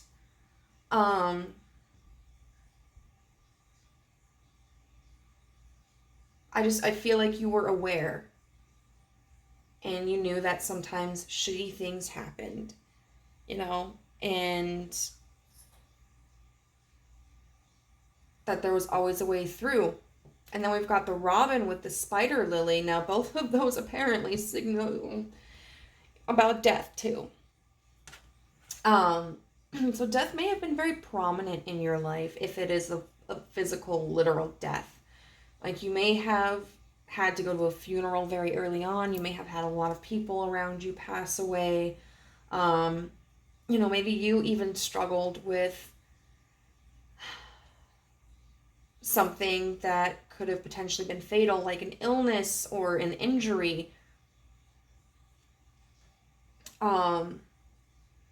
But I think, it's also going along with this adaptability card, I think that you have done a lot of transformations throughout your lifetime because you're somebody who is able to really take in information constantly and evolve accordingly.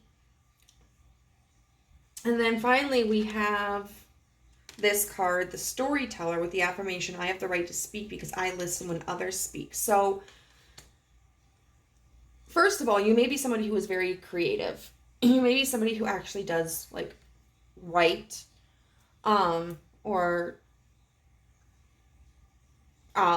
somebody who's artistic. You may be somebody who has, like, a public speaking platform, whether it's through social media or, like, I don't know, a congregation or politics or something. But once again, like, you genuinely, growing up, were somebody who listened to others and took their ideas into consideration. Like, you didn't just tune out when somebody was talking. You made sure that you stayed in the present moment and you listened to them and you communicated. You had conversations. You weren't just talking at somebody. This card talks too about being able to read your audience and to gauge your audience. You know, so with you are somebody, I feel, who could effectively communicate with your peers, but also communicate with, you know, school professionals or your parents. You might have been the person who, when you were a child, if you wanted to have a conversation with your parents, like maybe about changing your bedtime, you might have, like, prepared a speech, or thought of, like, okay, what points can I make? And then with your peers, I feel like you were able to gauge how best to connect with them. You know, if somebody I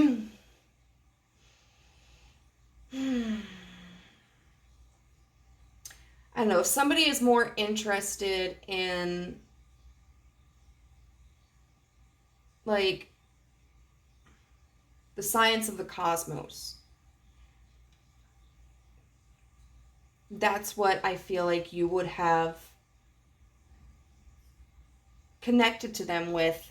You know, you wouldn't necessarily have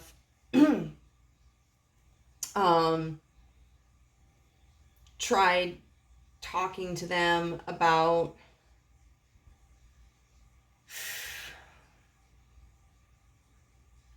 I don't know,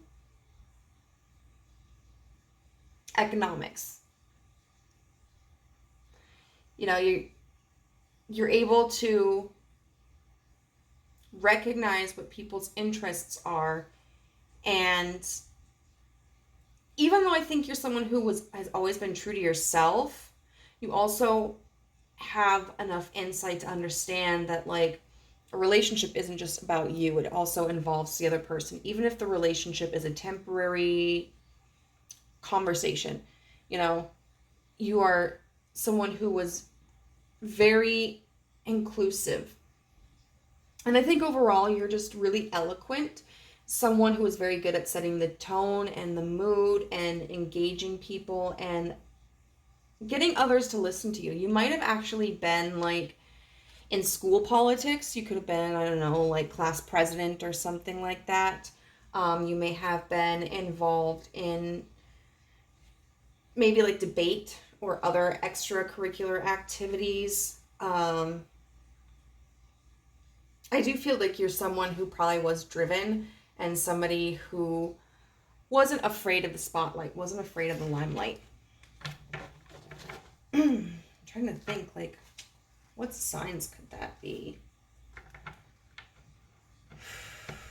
I mean, any of them, I guess.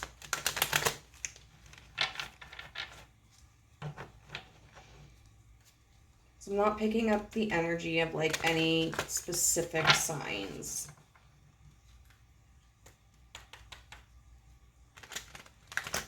I mean, Libras are really good moderators. I feel like Gemini could see opposing perspectives. Scorpio. Maybe some Leo. Anyway, so first we're going to start to see where, like, how your inner child viewed themselves. Like, what was their perspective of themselves? And I think this is just kind of a good way to compare and contrast, like, what your perspective of yourself was back then versus, like, how you would see yourself now from that lens.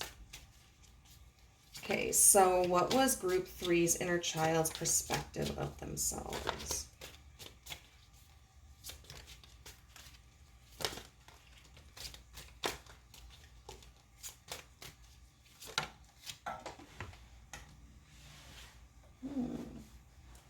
The Page of Wands in reverse.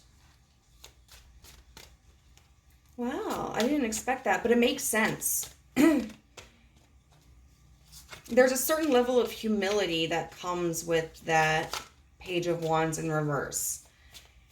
It's this idea of, like, you know, I didn't start the movement. I'm a part of the movement, but I didn't start it. The Page of Swords in reverse. Interesting, we both have pages in reverse. So creation and, like, intellect and communication, movement.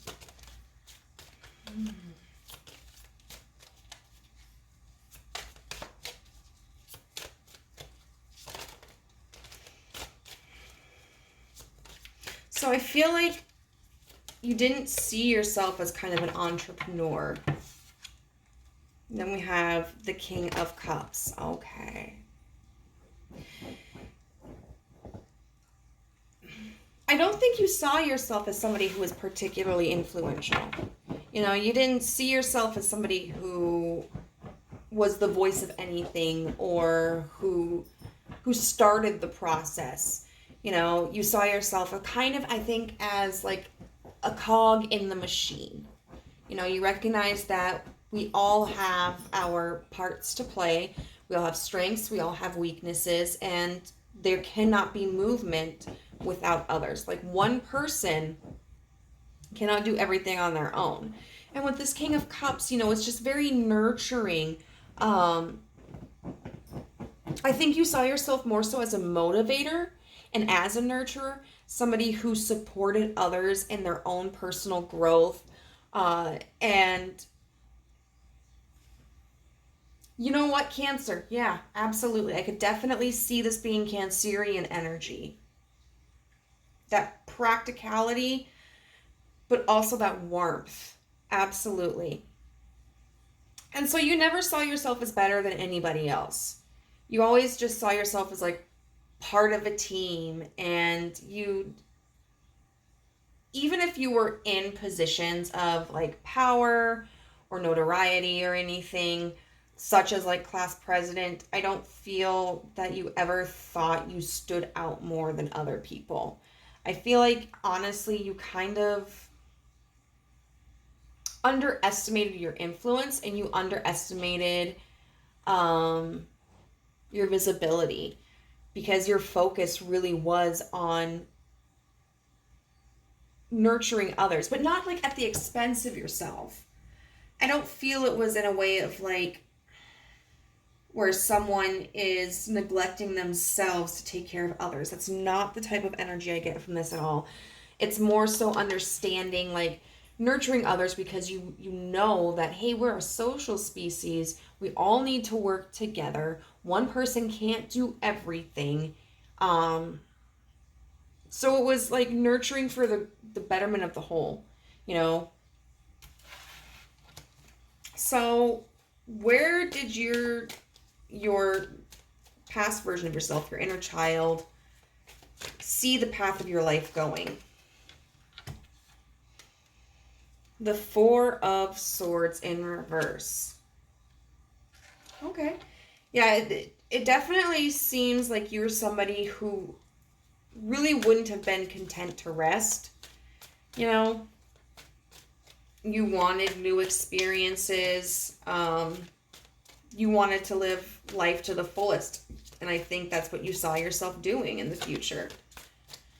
You could be someone who has always wanted to, like, travel in a van. We've got the Emperor in reverse.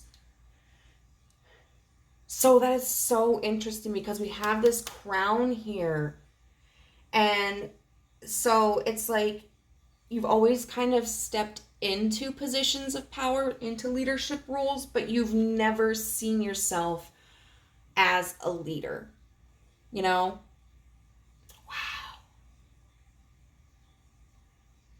Wow, pile number 3. It's just amazing, like, how sincere you are and how kind you are and humble. And humility can be a wonderful thing. Trust me, we need more humility in the world. But I really hope this is not at the expense of your own growth. And, like, I don't know, I watched the Barbie movie recently, and there are some scenes where it shows, like, these different Barbies winning awards or something like that. And they're like, you did such a good job. And the Barbie is like, I know. But then later on in the movie, they're like, oh my God, I can't believe I got this. I didn't deserve this. You know, oh my God, this is crazy.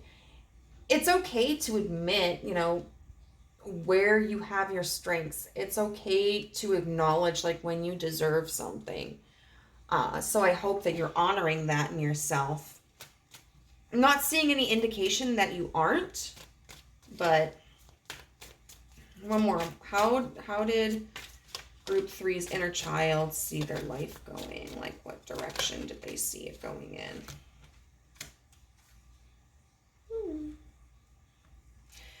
The Chariot in reverse with the 5 of Swords in reverse. So I kind of feel like your younger self really didn't have a clear vision for what you wanted in life. I feel like you were just kind of receptive to anything and everything.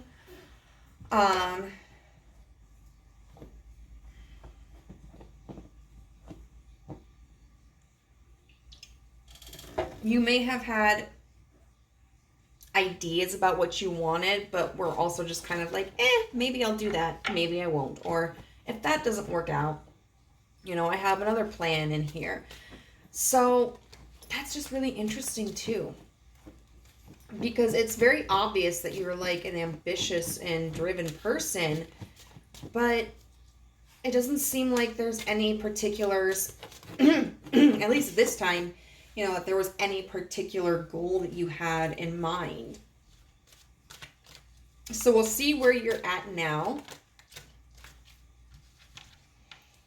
We've got the 7 of Pentacles, the Ace of Wands in reverse, and the Fool.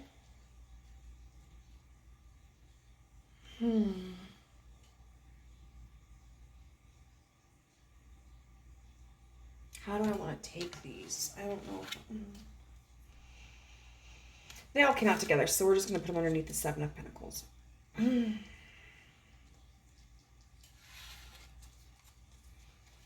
Okay. What is group 3's current position in life? Where are they at in life right now? The 6 of Wands in reverse. With the 3 of Pentacles in reverse and the 2 of Pentacles. We're going to get one more.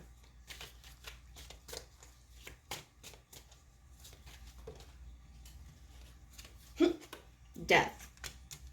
Okay, I want a clarifier for that. Told you, death has been popping up in all the readings. We're all changing. With the Knight of Cups in reverse. I do feel, pile number 3, that you've kind of lost your way a little bit. Not necessarily in like what you are doing or what you were doing, but in like how you were doing it.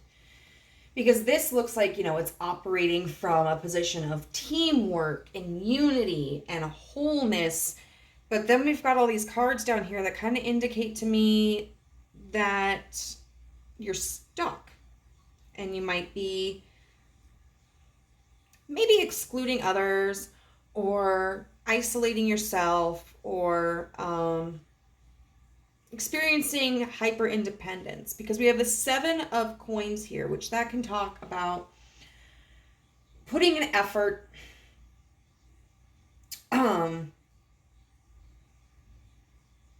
you know, sowing your seeds, and then knowing that like you have to be patient. We've got the Ace of Wands in reverse with the Fool. So the Ace of Wands in reverse is a lack of change. A lack of action.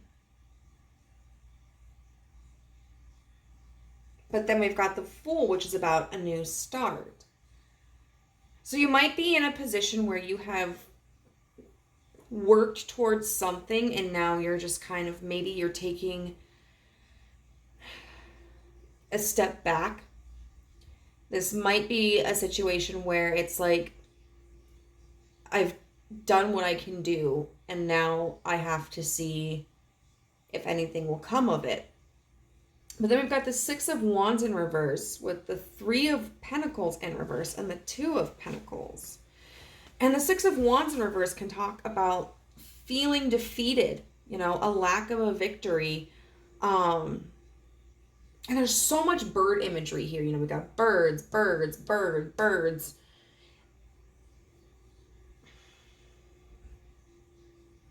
You know, birds can travel just like vast distances and considerably short periods of time. You know,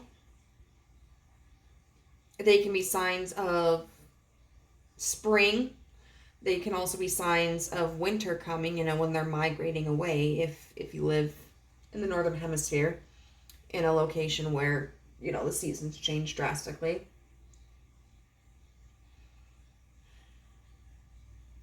This could also kind of pertain to like maybe having a flighty nature, since it doesn't seem like, you know, you ever really had a direction. And it seems like you were trying to do something, or you are trying to do something without the assistance of others. You know, trying to maintain a balance on your own. But whatever this is, it looks like it probably needs you to cooperate with other people. You know, if the 3 of Pentacles is typically about collaboration and working together, sharing of ideas, which is something that you used to do. But I see that right now it looks like you're not doing that. And we've got the Death card here with the Knight of Cups in reverse. Knights typically tend to be about like communication and movement and travel. And it does look like, you know, in the past you were someone, I mean, you used to be this King of Cups, you know, but it's kind of like you've dismounted from your horse emotionally. So you might be experiencing like an emotional numbness, or maybe there's been some sort of disappointment or frustration, and so you're trying to distance yourself emotionally from something. And I think that's causing, or this could be the reason why you're doing that, but it's connected to partnerships. So then How does your inner child see you now?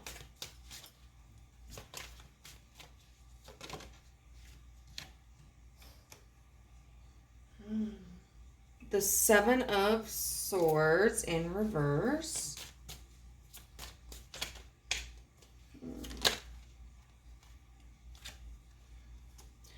The Star in reverse.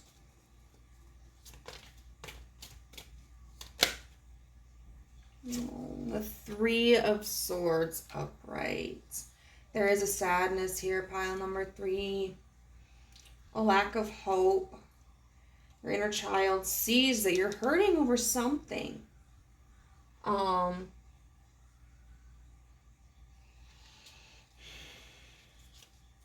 It's, you know, whatever you had an optimistic spirit. There's this innocence though that's gone. There's kind of been like this cynicism that has settled in. So what's this Seven of Swords in reverse about?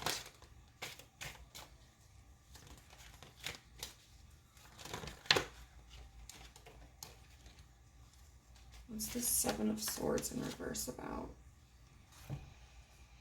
The Three of Wands in reverse and the Eight of Cups in reverse. Okay.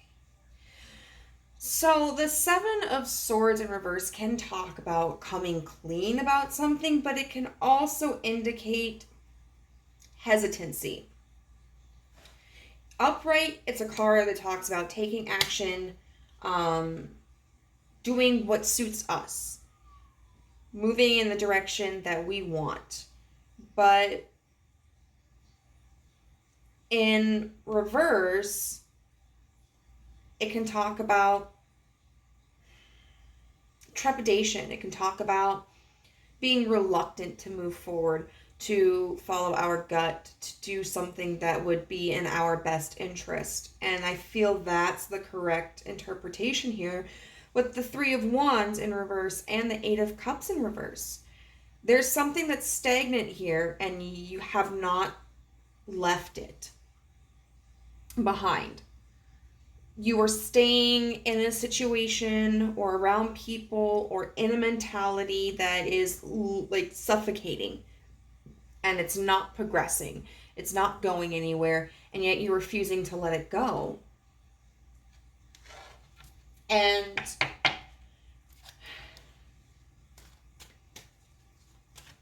maybe it's because I kind of feel like this sense of, well, I've always been able to adapt. I've always been able to turn lemons into lemonade. You know, why is this time any different? But I want to see, like, why for sure you're not letting this go.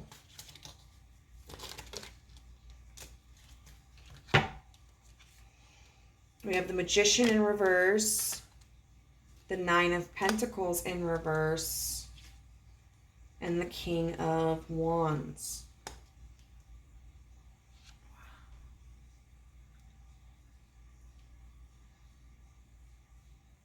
Okay.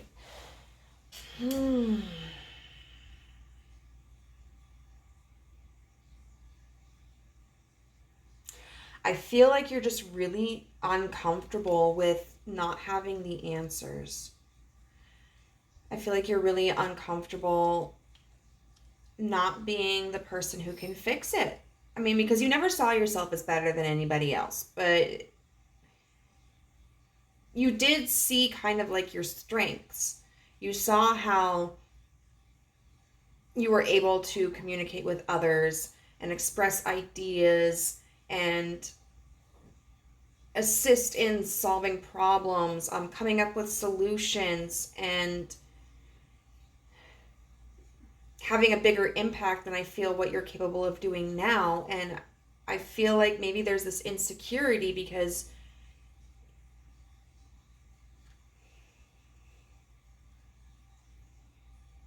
you kind of felt like that was your life purpose. And, you know, whatever this situation is that you're holding on to, and trying, I guess, to do it on your own, I think is making you second guess, like, your purpose in life and your worth and your role. We've got, bottom of the deck is the Six of Swords in reverse with the Page of Pentacles in reverse. And then the King of Swords.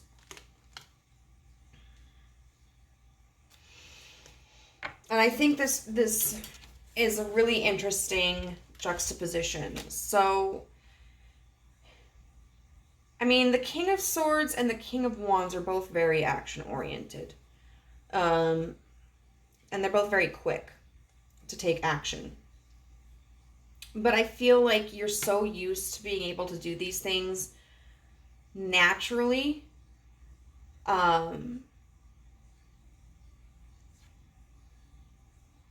And effortlessly, that it's kind of causing like an existential crisis. I don't mean to laugh, but like I get it. And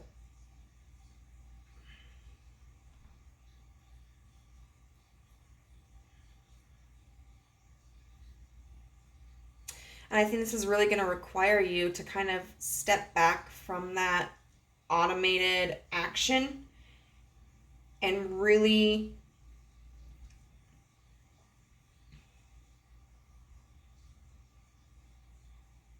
spend time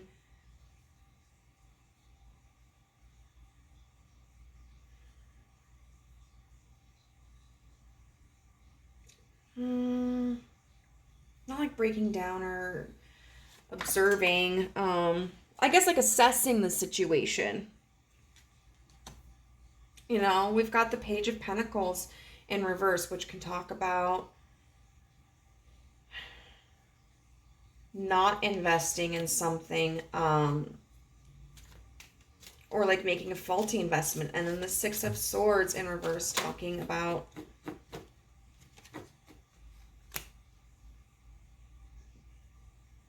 remaining in troubled waters, you know, not moving forward. And the Queen of Wands in reverse, a lack of confidence, a lack of nurturing that creativity.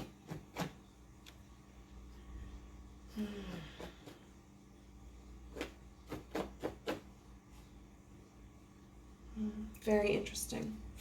So your inner child sees the struggle that you're facing, and it sees that you are doubting yourself, and it's really urging you to take a more practical approach, and I think kind of to dissect like what's different about this situation from the past. You know, why am I struggling to be able to engage in the way that I used to?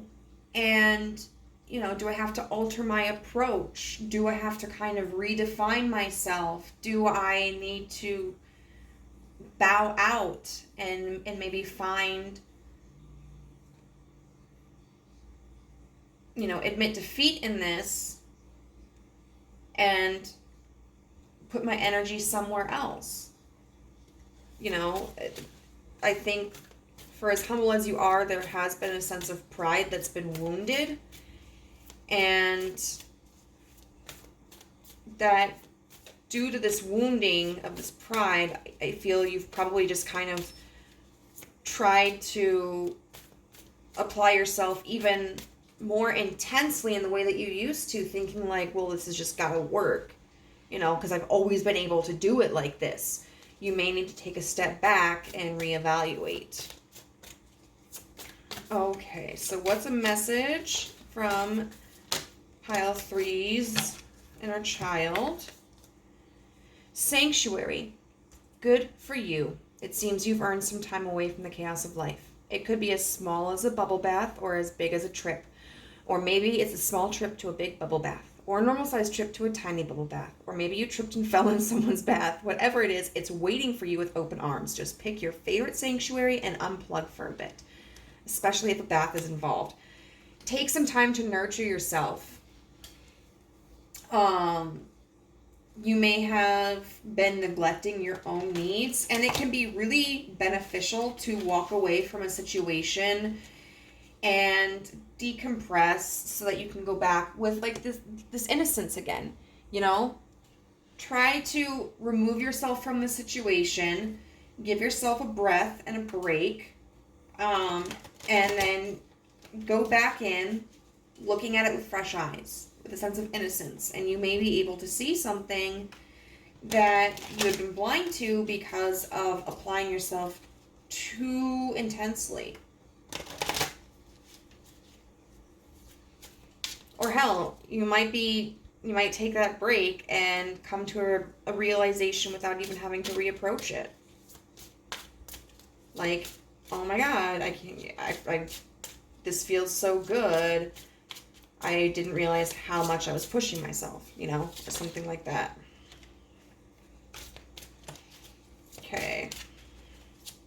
What's another message that Group 3's inner child has for them?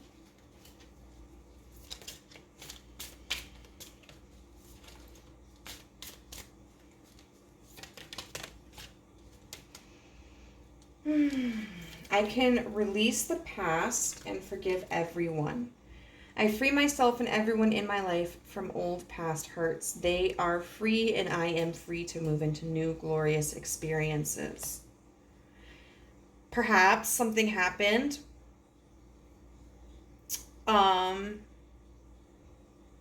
with some people that you have connections with, because I mean it's very clear that you are trying to do something on your own. You know, you've deviated from cooperating with others. So